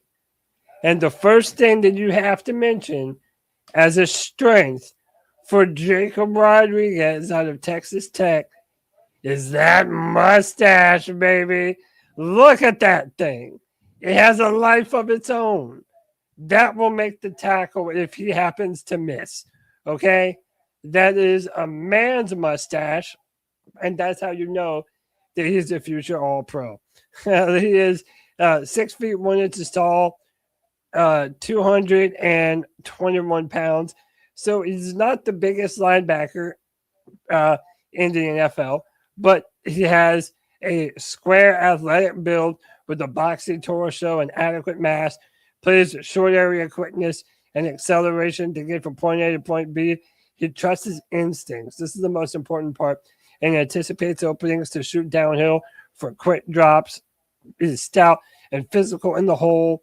He's quick to develop shallow routes from zone and place himself in a position to back throws and bait throws. And he is a leader of the football team. He is the guy that you would have your green dot on his helmet being the quarterback of your defense. So some of his weaknesses, as you've already mentioned, he has adequate size compared to NFL standards. Short arms. Yeah, short arms, lack of length, and it shows as a take-on player and off-balance tackle attempts. It says that he missed some tackles throughout his college career. And part of that is because he's instinctual. He reads it, and then he runs at it. And sometimes when you miss big. But this dude, and I think this is important to mention, he had something like 19 tackles for loss in all of college football last year. Forced fumbles. Yeah, and that was more 7 than in some 2025 football alone. teams. Yeah. 7 in 2025. I want to turn the mic over to CK on this because look, is Luke Kuechly mentioned this player? I'll play that after CK is done. Luke Kuechly, do you remember was training with that kid from, was it NC State or Boston? Peyton. Yeah. And here's the thing is Rodriguez 40 time was the exact same time as Luke Kuechly's. His 3-cone drill was the exact same time as Luke Kuechly's. A lot of people say that he plays with a head start because he anticipates so well. Here's one other thing, though, is that I asked this, I was looking at this and it's like, what's the knock on this guy? And they said kind of just like his body, whatever. It was like, they said short arms. Now, listen to this, though, is when you hear them criticizing his arms and maybe getting locked up in blocks. Luke Kuechly had 31-inch arms, and Jacob Rodriguez has 30 and 7/8 inch arms. So, would you have been, in retrospect, Luke Kuechly's arms are too short, and this guy's 1/8 shorter than Luke Kuechly's. You can't draft him. Yep. No, I'm kidding. That's a kidding. Is like what I just think about this is we didn't go with Peyton Willis. Luke Kuechly likes him. Luke Kuechly likes Rodriguez. Is Dan Moore? We went Trevin Wallace. CK. Is that if Luke Kuechly's got the endorsement on this? Is Dan Morgan gonna listen potentially more after what happened with Trevin Wallace versus Willis? No. Okay. I don't. I mean, I think this is clearly. I mean, if he's available at 19, I think it's very likely that they're going linebacker. Well, I don't know if I'd say likely. Then he does listen. But no, it's not that he's listening. If he's listening to Luke, I mean, he would have gone with Peyton last year, and he did 2 years do it. ago. I mean, 2 years ago. No, that was last year. No, you're right. Yep, you're right. It is important to remember that if a player doesn't have a certain measurable that you want to see on his arms or height or whatever, it's who does he compare to? Does he compare to someone that had similar measurements that was able to do really good things in the NFL? And I do want to play this clip of Luke because he went on his podcast with him and JJ Jansen, JJ and Luke, And he laid out in detail why he loves Rodriguez so much. And he makes a really good comparison of who Rodriguez reminds him of. And I think that you guys will also like that comparison. No, it's not himself, but I do think you'll like the comparison. And then my favorite guy. Oh, hold on. My favorite guy is Jacob Rodriguez. The kid hold on, before we get you to Jacob Rodriguez, because I think I like him. You like him. Talk to me about Jacob Rodriguez and what you sort of see from him. Yeah, I think you look at guys like him, and the one thing I think is most important for backers is how quickly can you process? Mm-hmm. How quickly can you be lined up?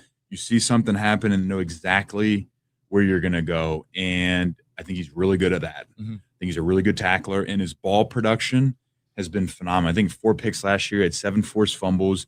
He was behind the line of scrimmage TFL-wise 11 times, which in college football is a big number. Yeah. And he's an attacker. Okay. Like he goes and gets it. He doesn't wait. There's a lot of guys that are big and can run that make tackles down the field, and you need guys to do that. But it's fun when you watch guys play backer and they go this way. Anticipate. And they go forward and they attack on angles, and you watch guys play, and it's very easy to see with certain guys how much fun they have playing football, and he's one of those guys. And people have knocked him for having short arms, and I don't. you watch time you worry about arms. If you watch tape and you said he had 34-inch arms, which is unbelievable, you'd be like, yeah, it makes sense. Or if you watched him and you said he had, I think he's like 31 inches, you'd be like, yeah, it makes sense.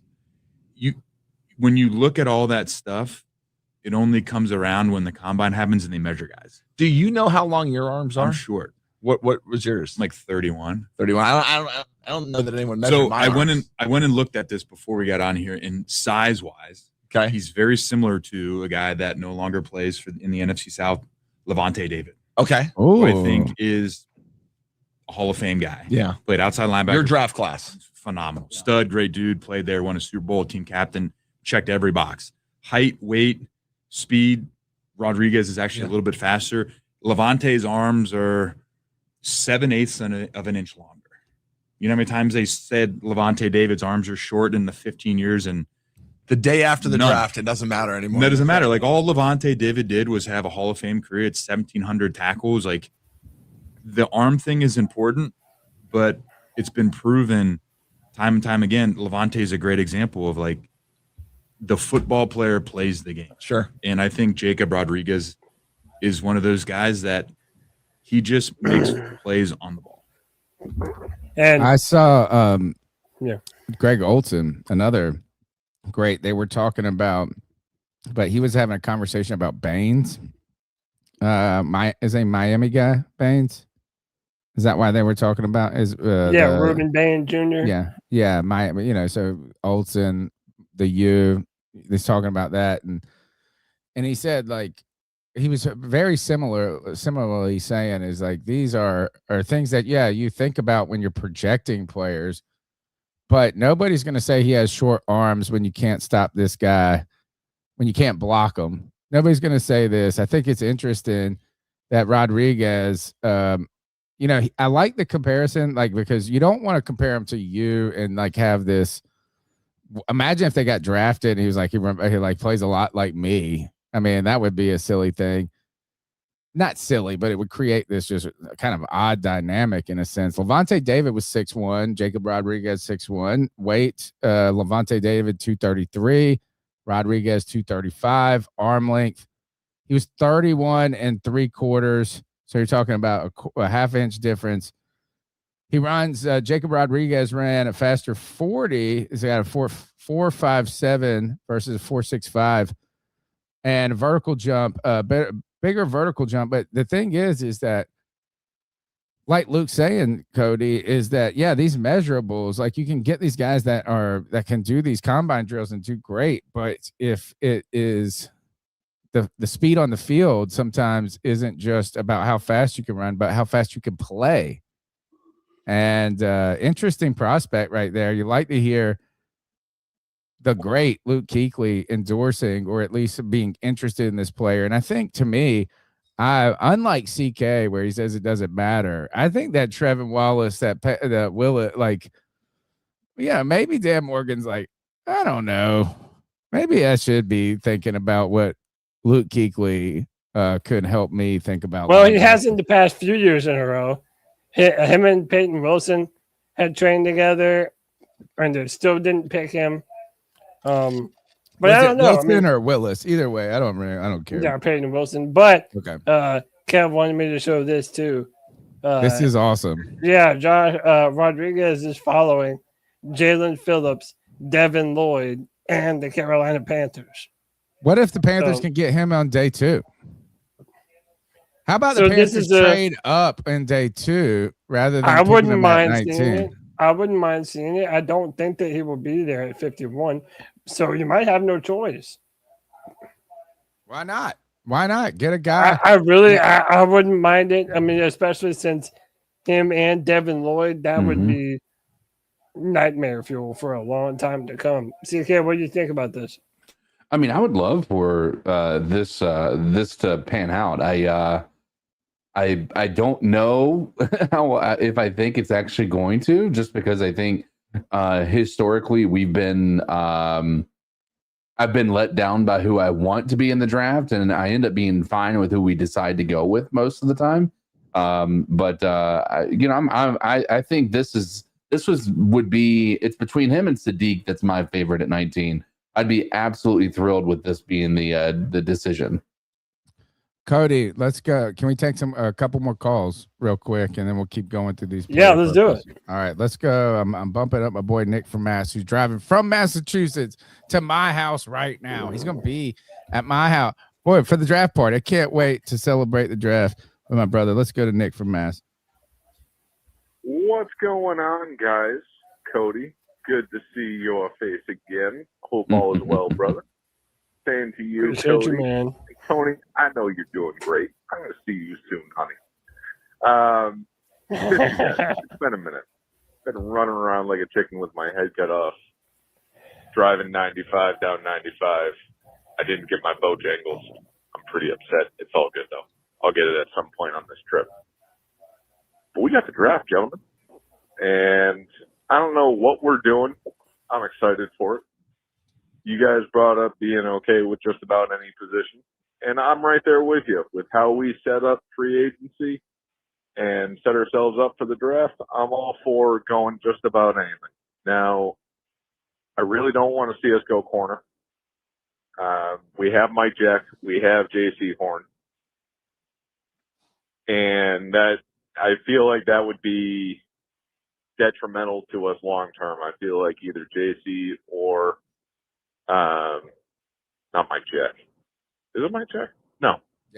Yeah, corners, but I think he's sorry. also I talking forgot secondary entirely. 30 at night. My bad. But that corner that we got, okay, who did really well the second half of last season, okay, I really don't want to see him as the odd man out. Oh, is he And talking secondary and if Latham JC Ransom? plays the way that he did in the second half of the season, and we did draft the corner, I would almost question if we would try to trade JC away, as much as I don't want to see that happen. Okay. Obviously don't want to see quarterback. Would love to see some sort of defensive tackle in the first 2 rounds. Something for the D-line would be fantastic. O-lineman would be another really good pickup at some point in the first 4 rounds in my head. But other than that, I'm pretty open. I don't know much about any of the prospects. I don't follow college football. And I'm just looking forward to see who we go with. All right, guys. Well, enjoy your night. Have a good one.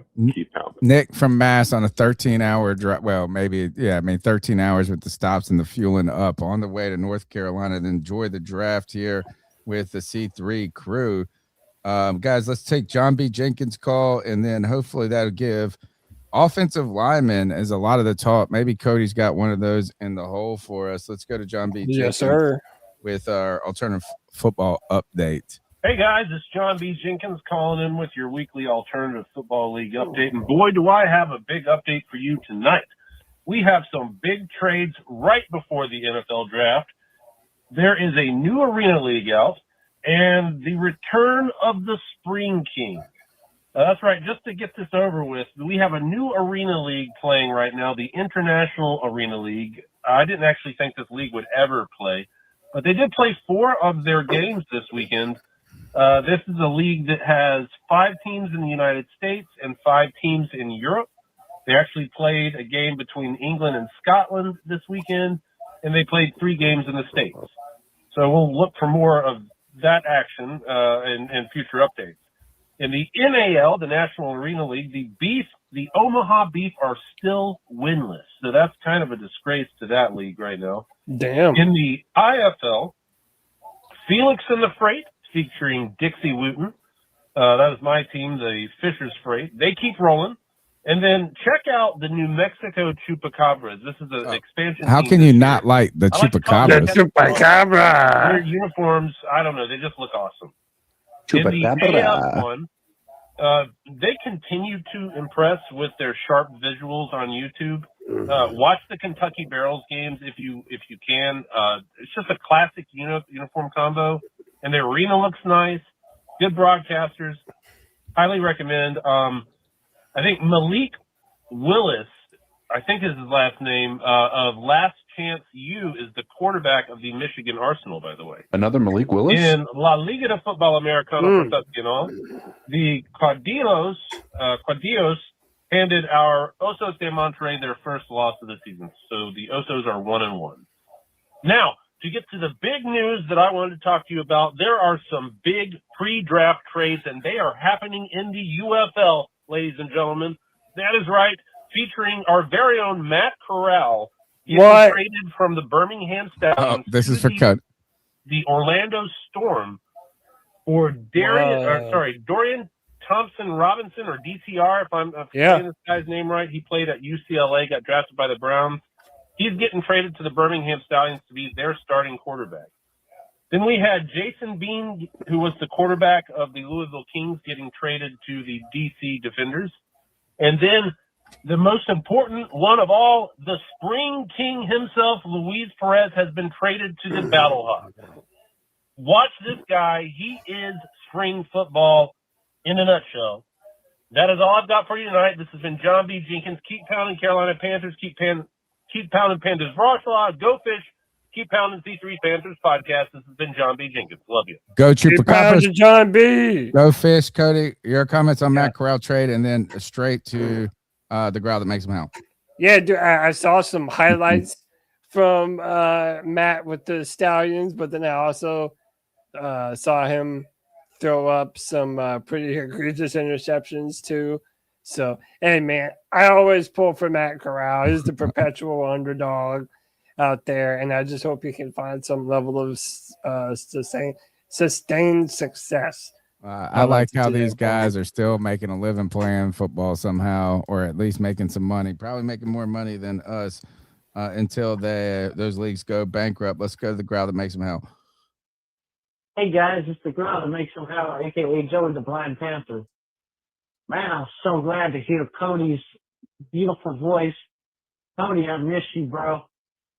I miss Joey, appreciate you, brother. I hope everything's good with you.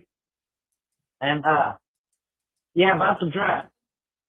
I think free agency pretty much told us what we were going to do in this draft. I think free agency pretty much told us that we were going to prioritize offensive line in the draft because we got quite a bit better on defense. And we lost some key offensive linemen that, honestly, I hate that we lost Cade Mays and who else? And Icky. The Icky injury, that's a huge one, but that's been a huge one. But the Cade Mays loss, so we need to do something about our offensive line. We can never rest easy with offensive line. Ask Cam Newton. And if there's some defensive guys that fall to us later, sure. Why not? But offensive line for me. Anyway, guys. Wow. Perfect. The offensive line is it's not an issue Cody, just to fill you in, what CK and I have talked about is, the years that we were on this podcast going back to 2019, 2018, and build that wall. Dan Morgan, what he's done is he's been very strategic and maybe aggressive to a certain degree, but intentional is probably the word I'm looking for. Intentional. When he came in here after Bryce's rookie year, is that offensive line needed a steroid shot, and he goes out and gets some of the better free agents. So if you it's kind of reminiscent of this year is reminiscent of that year, as you go and you get Robert Hunt, you get Damian Lewis, and all of a sudden the Carolina Panthers now have a first round pick, Nicky Aquano. They have 2 elite guards. They have Taylor Moton, who is he's just a bastion of consistency in there. But the Panthers have had a ton of money locked up. They got a lot of money invested in their offensive line, and the Nicky Aquano injury, as they said, look, is we're giving him his 5th-year option. Then he gets injured. They're committed to this. He's probably not going to play. They're not going to re-sign him to a deal that, people are ready. I mean, Icky was not a Trent Williams player, but he was getting better, and he was going to be at the very least serviceably good, and maybe could become better in pass protection each year, which he seemed to be on the road to doing. But he was about to get paid, it seemed like, and very unfortunate for him. We've kind of bemoaned that to a degree, but you would hate, and I think the Rasheed Walker signing was so great for Dan Morgan. To me, this was like the cherry on the top of this offseason. While some people could call it a Band-Aid, while you could say he's not the incredible player, is he really kind of is about as good, they really comparable to Icky. So you don't seem to be dropping off incredibly. And there was no better move to be made. He was the best offensive tackle in free agency. Yeah. And if it was the worst case scenario is a 1-year Band-Aid in a sense, but I do think that the Carolina Panthers don't need to just think of, Rasheed Walker is a 1-year only player. There's an opportunity to continue to be with the Panthers in the future and be good. And there may be an opportunity for Nicky Aquano to find a way back into this roster at some position. Taylor Moton's aging. Do we have it? To me, it just feels like you don't want to backtrack on your gains of the offensive line by putting it off. To me, it's time to reload. Well, Tony, would you like me to go out of order and preview some of these tackles next? I think so. If you don't mind that, because we've had a couple of callers reference it. Let's tell us, is there a guy who is going to, could Kim Proctor be available? The Georgia guy, a lot of people, is a lot of what's being mocked too. Tell us what's looking like as a potential at 19 for the Carolina Panthers and on offensive line. So out of all of the tackles in the draft, Monroe Freeling out of Georgia has been mocked to us the most. This dude is 6'7", 318 pounds, so he'll probably be 320 by the time he gets here. He has a broad build and incredibly long arms. Tony, his arms are 34 inches and 3/4. This dude has an incredible wingspan, almost an 85-inch wingspan. He pushed himself to fill out his frame. He added 75 pounds over the past 5 years. He smoothly redirects and doesn't get crossed up versus centers. He uses both of his big, strong hands to thud and control pass rushers. Now, this guy, he is really one of the unsung heroes of this draft. Like, there are, the guy that you mentioned earlier. Who did you say you want? The 6'8" guy? Proctor. Caden Proctor. Proctor. And, I thought he was too big. And Fano, who we're going to talk about here in a minute, are probably the names that get some of the biggest hype. But this dude has a ton of talent and a ton of potential. And this is the biggest part. He has experience playing both left and right tackle. Dan Brugler says, overall, Freeling is still very young in several areas, but the future is bright. his athletic toolbox and technical confidence continue to develop with each rep. He says, although bumps in the road should be expected, Freeling can secure a starting job as an NFL rookie. And Tony, you mentioned left tackle. Knowing after Rasheed Walker is, he is on a 1-year deal, but if this guy could sit under him for a year, he might be the next best thing that we have as a true left tackle. And then while you guys talk, I'll pull up some highlights. CK, how imperative is it to start thinking about life after Taylor Moton then? I think it's pretty imperative.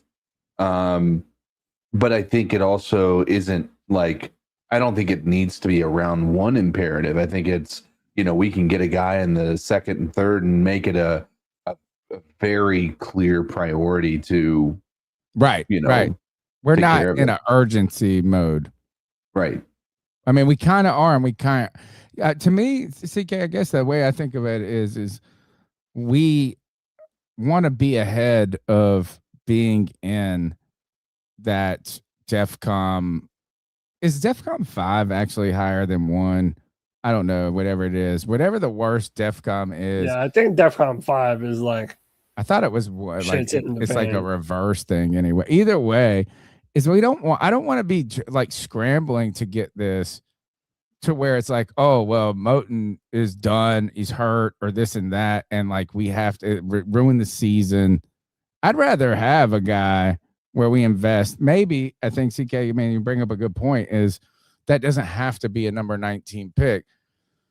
But are you really going to be upset if we pick an offensive lineman at 19? I'm not going to be upset. I just don't think it's necessary. Okay. I think I'll be more excited if the Carolina Panthers pick an offensive lineman at 19 than I would be wide receiver, tight end. Tony, we've talked about in the past, take one every year. Yes. Like every other year. What always be defense, building offense. your offensive line. I mean, whenever you see teams that have incredible offensive lines like Philadelphia, you can always pencil them to be in the playoffs or at least sniffing the playoffs because they are able to protect their passer and they can run the football effectively. And I think that think about what Philly did. Philly allowed us to do that. You referenced Philly, right? And while this isn't on the offensive side, but on the defense, remember they had the best defensive tackles in the league, and they took that Georgia player, and then they took another one. Yeah. All right, what do we got here?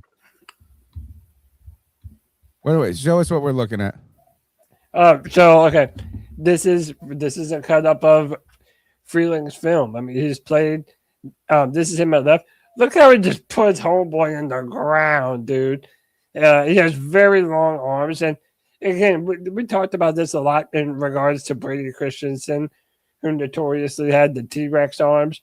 But when you see defenders just having such a problem getting their hands into the chest, this dude, he has pterodactyl wings connected to his shoulders, which is good because 7 3/8. He's got 34-inch 3/4 long wingspan, which is not insane. Imagine this is, we were just criticizing a linebacker who was 6 foot, 1 or 3 for having 30-inch. This guy is 6'8", almost 6'8". Yeah. And he's got 34, but he's got a long, but like he really does look the part, doesn't he, Cody? He does. And like we said before, he can play on the left and the right. He ran a 1.71 second 10-yard split, which they say allows him to stay square against speed rushers, handles counter moves better than most tackles his size. He has second-level agility because of his background as a high-level athlete. He's exceptional at climbing the second level. Starting at left tackle at Georgia, he's got a pedigree. The problem is he only started, I think, 18 games in college, 17 or 18 games. So he has a little over 1,600 career snaps. And especially when you compare him with some of the other guys in this class, it's not a lot. But how about this, Tony? He does have a basketball background. So Love he it. does have those feet, man. He's not just some some statue out there. He's a legit dancing bear. And I think that's what we would need. And like I said, his ability to play both left and right with question marks around the future of Taylor Moton and around Ike Ekwonu, to me, this would be a pick that he might not pay off in 2026, but he damn sure would in 2027. Yes, I love it. Let's take another call. Then, and we've got 2 calls in the hole, and that's it. And then we're finishing out with our prospects. Gentlemen, we are finally here at draft weekend. Oh, I'm so excited. It's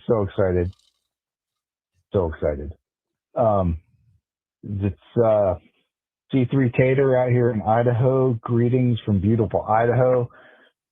Tony Dunn. What up, Tater? And 3 months away from my wife and What I up, Poppin'? moving to back to North Carolina. Oh man, hell yeah! Professor, I realized today I was looking at a map and I'm like, I am halfway between your illegitimate bastard son and you. So I hope one day we can get together, bring the girls down, we'll go play some golf, let the girls go to the beach, do the spa thing, and we'll have some drinks. Yeah, we can. You can facilitate a family reunion. I'm a Panthers fan, man. I used to sneak in. Don't tell anybody now, but it's probably I can't get arrested anymore. I used to sneak in to the Panthers games when I was a college student at Furman University, and we'd drive 35 minutes down the road to Clemson, sneak into Howard Stadium, and go watch Panthers games. I watched every single game. So, big Panthers fan. However, I will say, I've never cared about the draft. For the last 7 years, that's all I've cared about, because the Panthers have sucked. And that was all I had to look forward to, was like, oh my God, let's get better at the draft. Let's get better at the draft. Let's go win 2 games next year and have Bryce Young as quarterback. Yeah.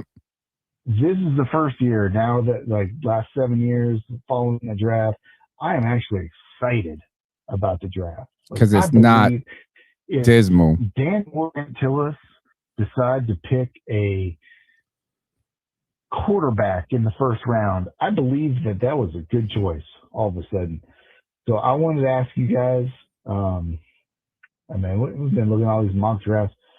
What is the only thing that you don't want to see the Panthers do? Oh, great question. I don't care if they trade up, trade back, go get a safety, go get a tight end, go get whatever.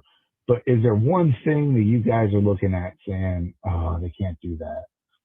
Outside the stupid Matt Rule shit of drafting a long snapper. Right. Oh, great. This is a great call. This is a great call. I'm so excited. I can't wait to see you guys. I'll be back in North Carolina where I was raised and grew up here in the next few months. And as always, keep motherfucking pounding, boys. Yes. What? Keep pounding, Taylor. What a call there, right there. Deserves the Good applause. stuff, man. I want to open with CK on this one because he Yeah. said the wide receiver thing. Is there anything else other than that, CK, that you don't want to see and he did not say first round. He just said in the draft.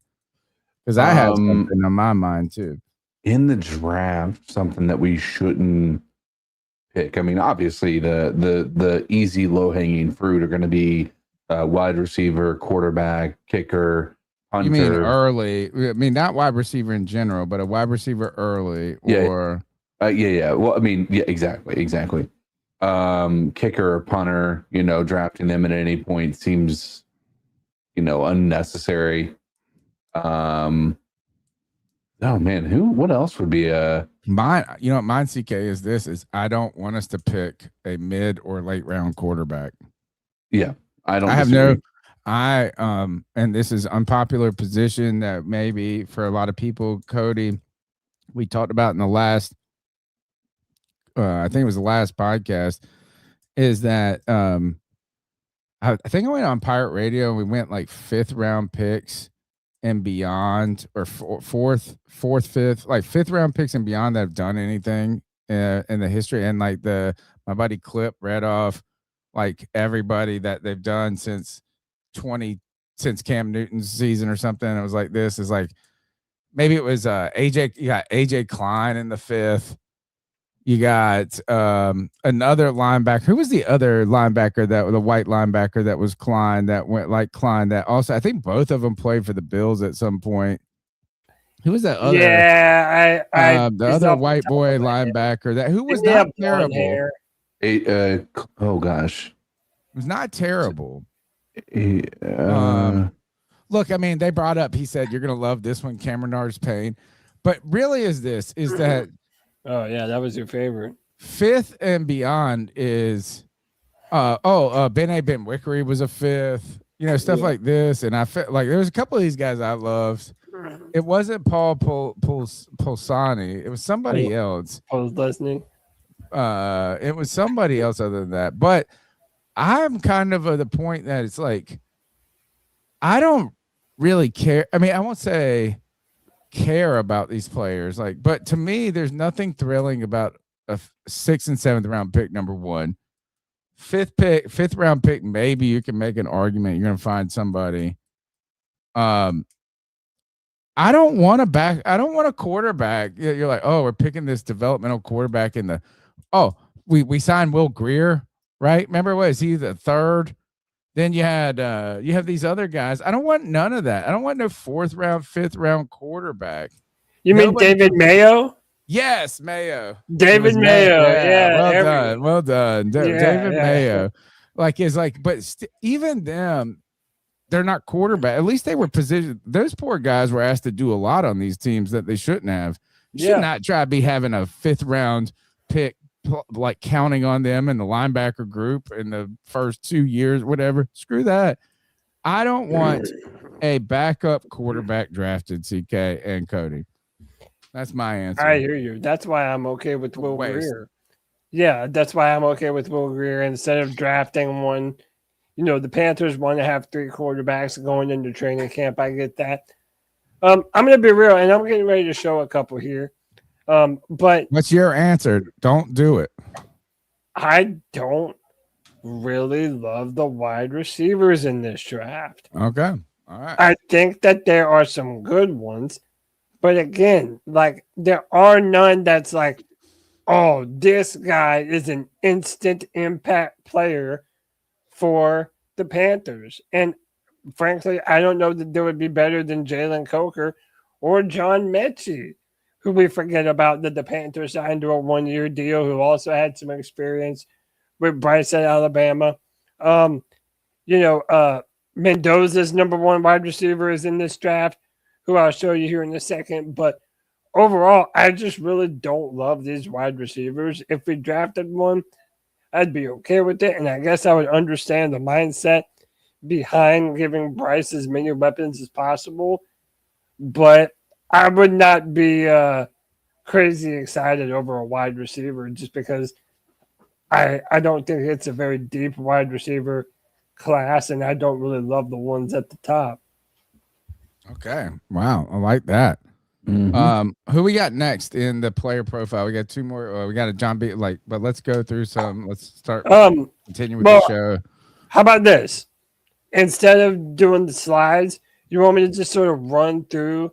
I'll go one by one on some of these clips that I have, and do whatever you want. Come on, let me go. Let's do this. So, Cody's back on the C3 Panthers podcast. We're glad to have him. We're glad to have all the people hanging out with us. The draft is on Thursday night. We'll be here for the draft party. And rocking and rolling. You have Nick Montero beside me hanging out. We're ready to go. Cody, some other guys that could be names in the first round that are available or the Panthers are interested in. Well, look, shout out to your boy Nick Montero. He said, hey, what about the D-line guys? Because, yes, there are some good defensive linemen that I do think would look really good on what we are building with our front 7. How about Caden McDonald, defensive tackle out of Ohio State? Great size for a nose tackle, 6'3", 326 pounds. Tough to move out of his gap. Plays with natural leverage. Elite 13.8 stop rate in 2025. Career high 3 sacks. But remember, he is a nose tackle. strength at the point of attack, thick frame with strong hands, 91.2 run defense, and only 3.3 missed tackle rate. This dude is a unit. He is strong. He is physical. He does a good job at not getting pushed off of his feet, and he's able to push through double teams. You see that he has a good motor for a big boy at 330 pounds. He doesn't ever give up on the play, and you can see how many times that offensive linemen just fail to move him. And also, if you want to stop teams running the football down the throats of the Carolina Panthers, this is a guy that you would be able to put in next to Derek Brown, and no one would be running the football on us. Now, he does need probably a little bit more production in getting to the quarterback, but again, he plays nose tackle, so I'm willing to sort of overlook that. He doesn't have the longest arms in the world, but he makes up for it with a motor that is pretty much never ending. He only played 1 year of college football, so that's kind of working against him. But this is a very high-end prospect that is definitely going to be a first-round player. And if we drafted him, I wouldn't mind that at all. What do you think, boys? I was going to ask you. Go ahead, CK. Yeah, I was going to say, I mentioned, having somebody to help, kind of shore up the defensive line. I am fully supporting that move as well. Again, I'd be perfectly happy with that dude. I just would say interesting that given the fact that I saw you tweeting about Dexter Lawrence trading and the Bengals copped him. Yeah, man. 1-year man. extension to him. They they gave up a top 10 pick for him though.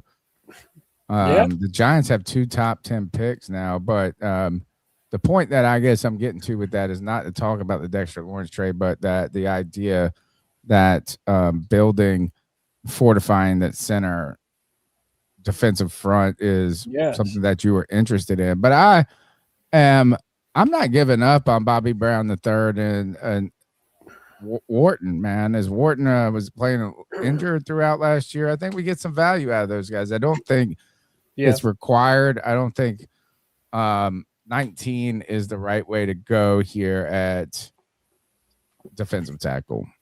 Yeah, but look, I'm not gonna be mad. I told you, is like, let's flip flop on offensive and defensive lines. I don't care.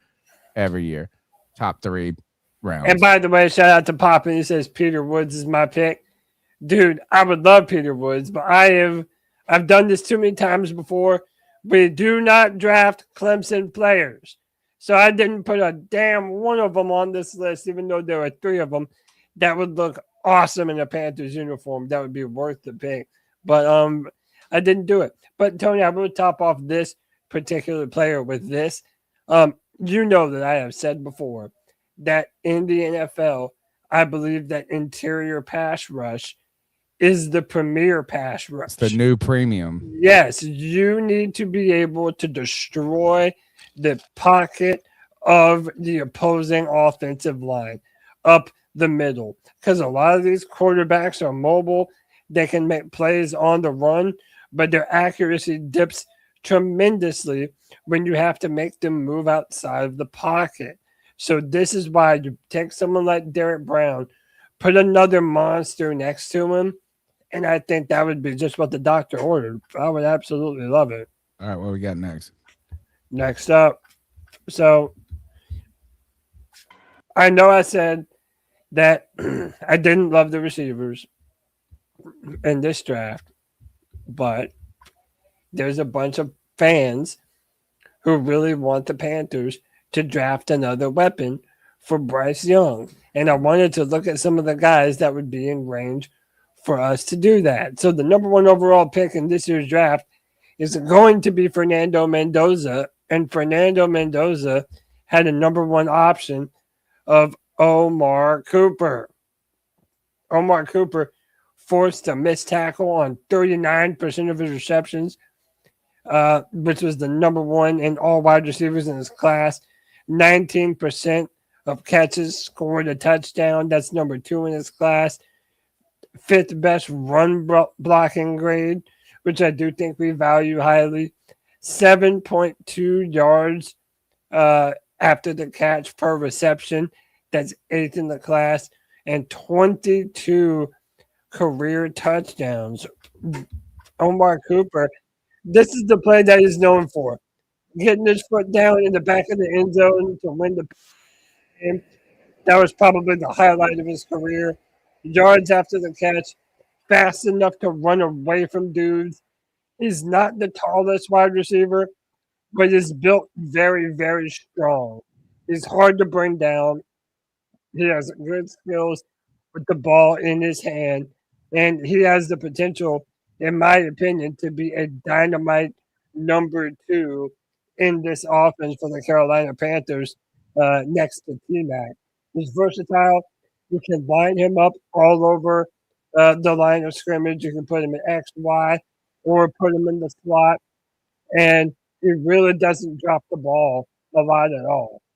This is basically a lot of people online. They are kind of hoping that the Panthers do draft an Omar Cooper because of what he brings to the table and what he can do for the offense. Okay. We got anybody else? CK, any thoughts? Nope. I perfectly fine with us not going wide receiver at 19. Yeah. I mean, I kind of with CK on this. I'd be more excited about Sadiq than I would be a wide receiver. Now, I do want to show this guy a little bit. Anthony mentioned him earlier, but this is Casey Concepcion. And Casey, I'll lead with the drawbacks first. The dude has too many drops. He has far too many drops. You can almost call him another Ted Ginn Jr. But if I'm comparing him to Ted Ginn, what does that also tell you about him? Homeboy is fast. Home run He hitter. is fast. And listen, I'm going to be real, boys. Bryce Young needs a wide receiver with that short area quickness. I do feel Run after like the catch. but also that guy that can get open fast, that he Right. doesn't take forever to get open in his routes. To me, out of every wide receiver in the draft, that is Casey Concepcion. And he's a Concepcion, however you realistic say it. option, right? It is. A lot of people have linked him to us. We've met with him.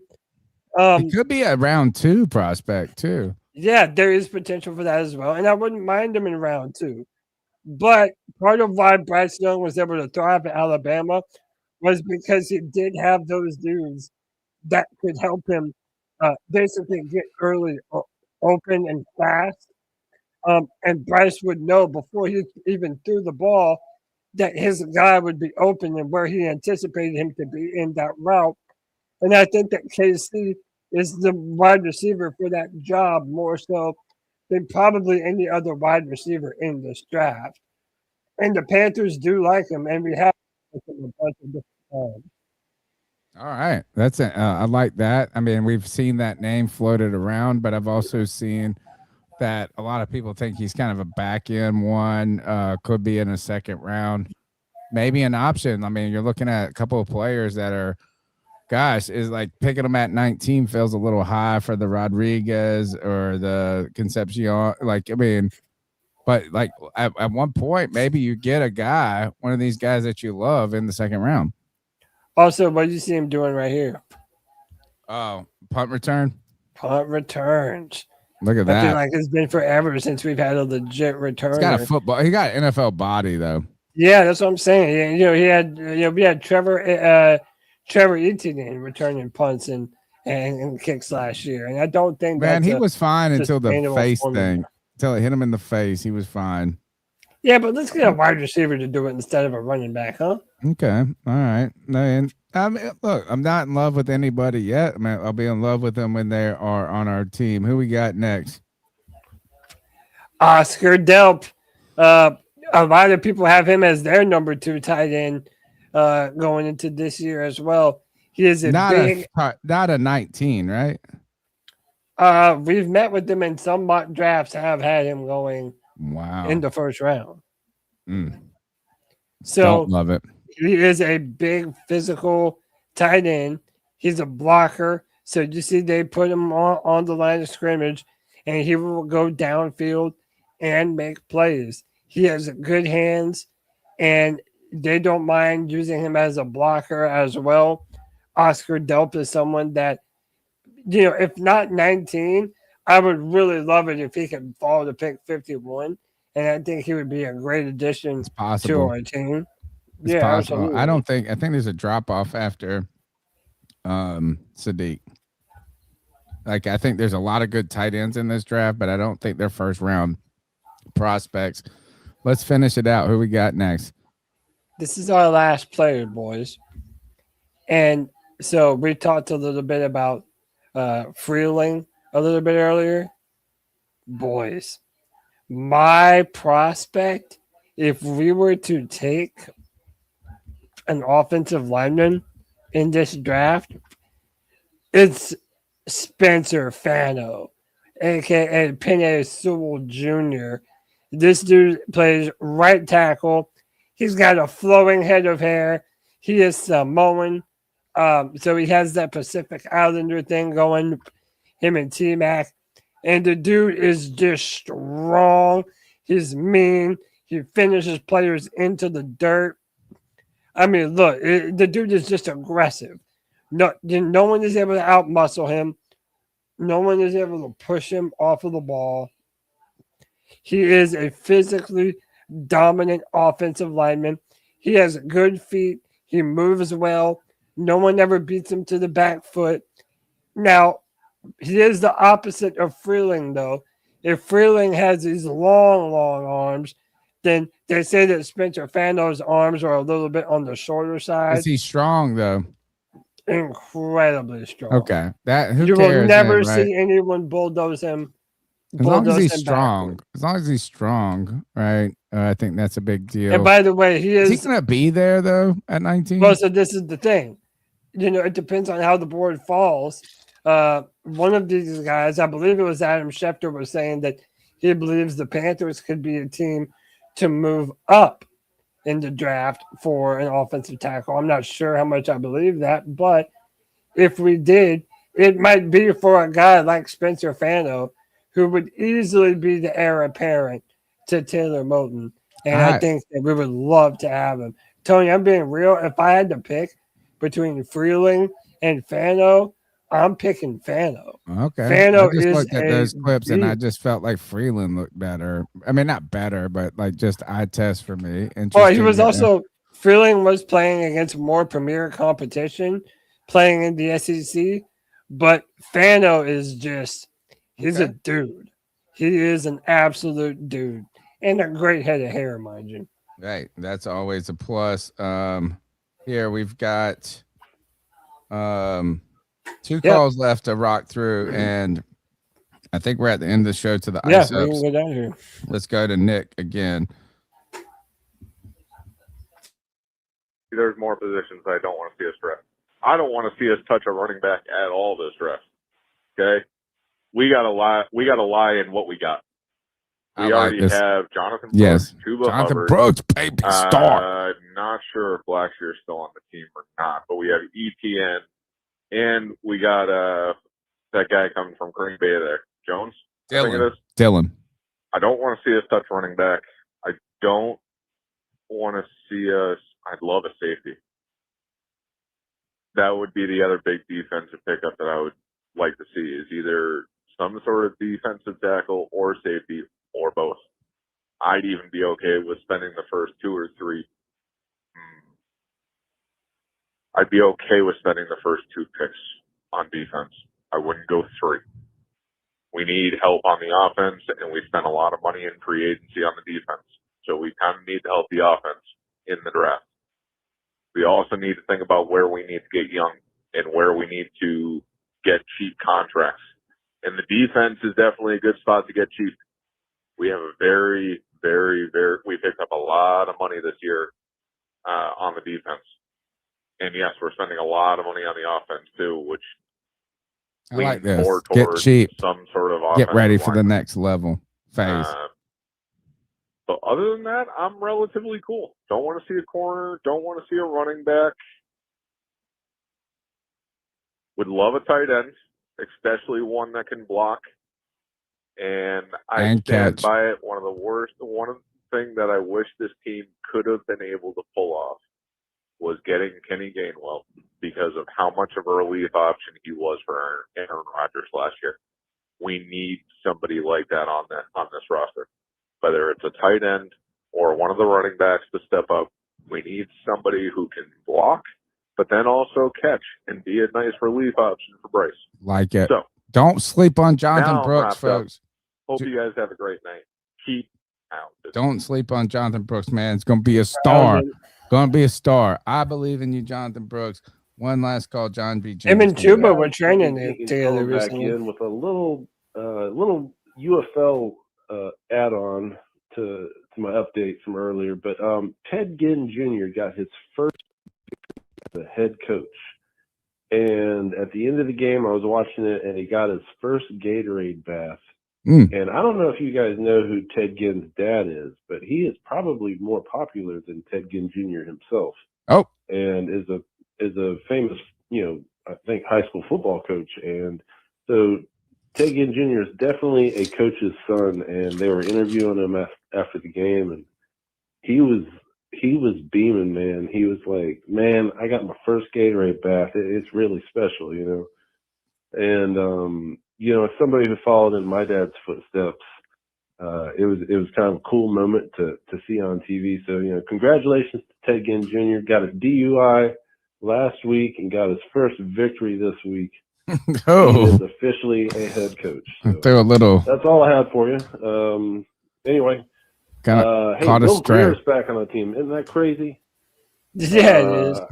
This has been John B. Jenkins out. Caught a Love stray there. Ted Ginn, sorry for all the shit I taught. Stone hands Ted Ginn. I had a lot of issues with Ted Ginn, but good player. Had some important man. Again, the whole point was that I used to always say is like the fact that Ted Ginn Jr. is one of the top 5 receivers or top 4 in Panthers history is fucking insane.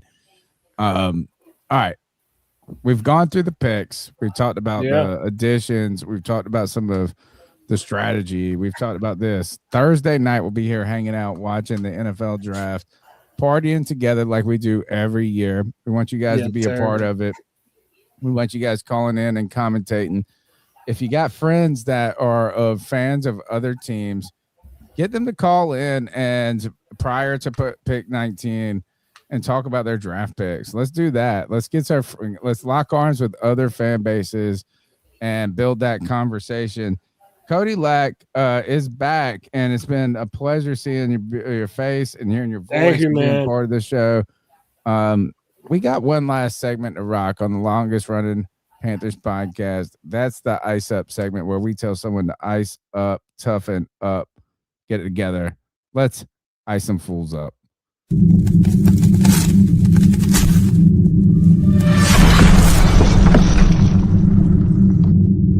Ice up, son. Ice up. It's our homage to Steve Smith when we tell someone to ice up, toughen up to get it together. We can step in or outside the football boundaries here. There's a time that we own our podcast and we say, look, we tell someone to ice up. It could be a family member or friends. I've iced up a 15-year-old kid in Oklahoma I've never met before. I'm going to start, guys, with just a very simple one. I'm just going to do one and then pass the mic to you guys. Sullivan and Cromwell law firm apologizes for AI hallucinations in court filings today. Sullivan and Cromwell, premier Wall Street law firm, apologized to a federal judge for submitting a court filing with inaccurate citations and other errors generated by artificial intelligence. In a letter dated April 18th, Andrew Dietrich, co-head of the firm's global restructuring group, said, errors included AI hallucinations, instances in which AI can make up case citation misquotes of the law or generates non-existent legal sources. The mistakes were caught by the other firm. And he said, I apologize on our entire team, blah, blah, blah. The letter didn't say which AI program they used. Look, AI is part of the world going forward. Can't undo the Pandora's box. But I'm icing up this is not using AI, but dependency on AI. And wait until someone gets sentenced to prison because of something like this, or a doctor's like, AI misread the EKG, or AI like, my bad, my bad. Come on, y'all. Keep your brains, use AI, but keep your brains going forward. Ice up. Ice up. Who's next? CK, you got anything for us? I let Cody Lack go. So, did you guys hear about the story of the DoorDash girl who was delivering an order? To the president? Yeah. No, Okay. no. I'm not talking Not about the that White one. House girl? No. Okay. No, I didn't hear it. So, this DoorDasher is she's dropping off an order of food, and she is instructed to leave the food at the door. Well, the girl goes up to the door, and the door is open. So she takes out her phone and starts filming. There's a dude on the sofa in his own house with his pants down around his ankles. Oh. And she starts filming on her phone, basically trying to allege that, this dude was trying to be a pervert and make it where as soon as she pulled up, she would see him, either doing something inappropriate or looking at his junk or whatever. And she posted it on TikTok. Now, you can't see anything, but what basically ends up happening, and CK might even know more about it than me, I'm just kind of throwing this off the top of my head, is the dude was basically passed out drunk, which is why he had the food left at the door. And she filmed him without his consent inside the privacy of his own home. Now, long story short, she is being charged with basically posting revenge porn against him. And she is looking at being basically spending real jail time, real prison time because of this. And she goes on her Instagram talking about how she's the victim and she was the one who was sexually assaulted. It's just so stupid, dude. So ice up. Don't film half naked people sleeping on their own sofa and then post it on TikTok. Yeah, that was a ridiculous circumstance. That's now. Has it been official that she's I know she was going through her trial, but you said she has been convicted or no? I don't think she's been convicted yet, but it looks like it's getting ready to happen. Yeah. That's one of those ones that's hysterical. And it's kind of the F around and, just everybody who does this thing where they pull their phone out and their very first reaction when they see something that's kind of off the wall. I hope things like this will fix that type of behavior. Because it's not, it's everything. Like there's this shock and awe type of content creation that's been out there, like the Johnny Somali. You guys hear about this guy? Oh, yeah, he's being sentenced to 10 years in Korean prison. I don't think it's that severe unless something else has changed. I think it's 6 months, but it's like he was just basically mocking them and everything, meaning the Korean people and using I believe AI or something like that to it was like this whole thing. And quite honestly, the 6 months is incredibly lenient for Korean law. But it does include manual labor and all that stuff. But the dude was just dumb, right? He's going there, just putting the camera in people's faces, just making fun of them, putting it on the internet without their consent. It was absolutely, it's just, the worst example of what you should be as a content creator.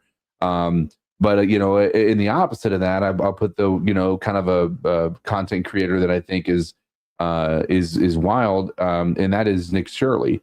This will be my ice up, and that is that there are literally legislators in states like Minnesota and California that are passing laws to make it illegal to essentially investigate fraud. Yeah, insane. That is California was the one I saw. Yeah, the Stop Nick Shirley Act is what they've called it. And like, instead of like actually having a law in place that's like, hey, let's maybe we find a way to stop unnecessary spending when, it's so abundantly clear that so much of this is absolutely fraud. It is unbelievable, the numbers, when you actually look at them and you're like, how have they not caught this stuff yet? It's just unreal. And I don't like, and even, he was talking about, he is being threatened by the Russian mafia because because of this, saying, don't come searching at our, establishments. The dude is legitimately nothing going on there, huh? Yeah, tapping into things that are like actually dangerous to his well-being.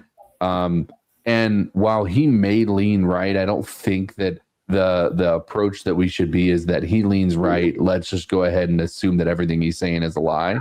I think it's worth at least saying we know that fraud exists. We know that we should be able to, investigate this fraud. And if somebody can give us a lead on some of these things that have taken place, we should take that and move with it, not like resist it. When you resist it, it makes you look like an absolute dumb, without going too graphic, just a POS. Like, it makes you feel it's almost you're complicit in the fraud at that point in time. So I'm icing up those government officials that have introduced these laws that make it quote unquote illegal to be able to investigate fraud in their state. Absolutely, man. Yeah, it's ridiculous. Fraud is baked into the cake at this point. Yeah. If you ain't cheating, you ain't trying, right? You're listening to the C3 Panthers podcast. It's been a fantastic night having Cody back. Happy to be back, boys. Big draft week. Big draft week. Draft week's here Thursday night. Nick Montera's going to be here with me, hanging out for the weekend, so we can comment continually on the draft. And CK, and also before you finish out, we're going live Friday too, rounds Perfect. 2 and 3. Yeah, I hope you guys are able to join. If not, it's cool. But it's going to be a bunch of fan interaction, and if you want to come and be a part of that on Friday and hang out for rounds 2 and 3, come do that, man. We have a big week here at the C3 Panthers podcast, and I'm happy to be back, boys. We are glad to have you back, CK. It's always great hanging out with you, my friend, and the people in the chat. You guys are the best. Thank you for smashing the thumbs up button, subscribing. If you're watching on Twitter at any point, make sure you repost. They call it reposting now. Also go and anyway, that's it. Let's get out of here. Keep pounding all the things. Cody Lack, take us out of here. C3, keep pounding.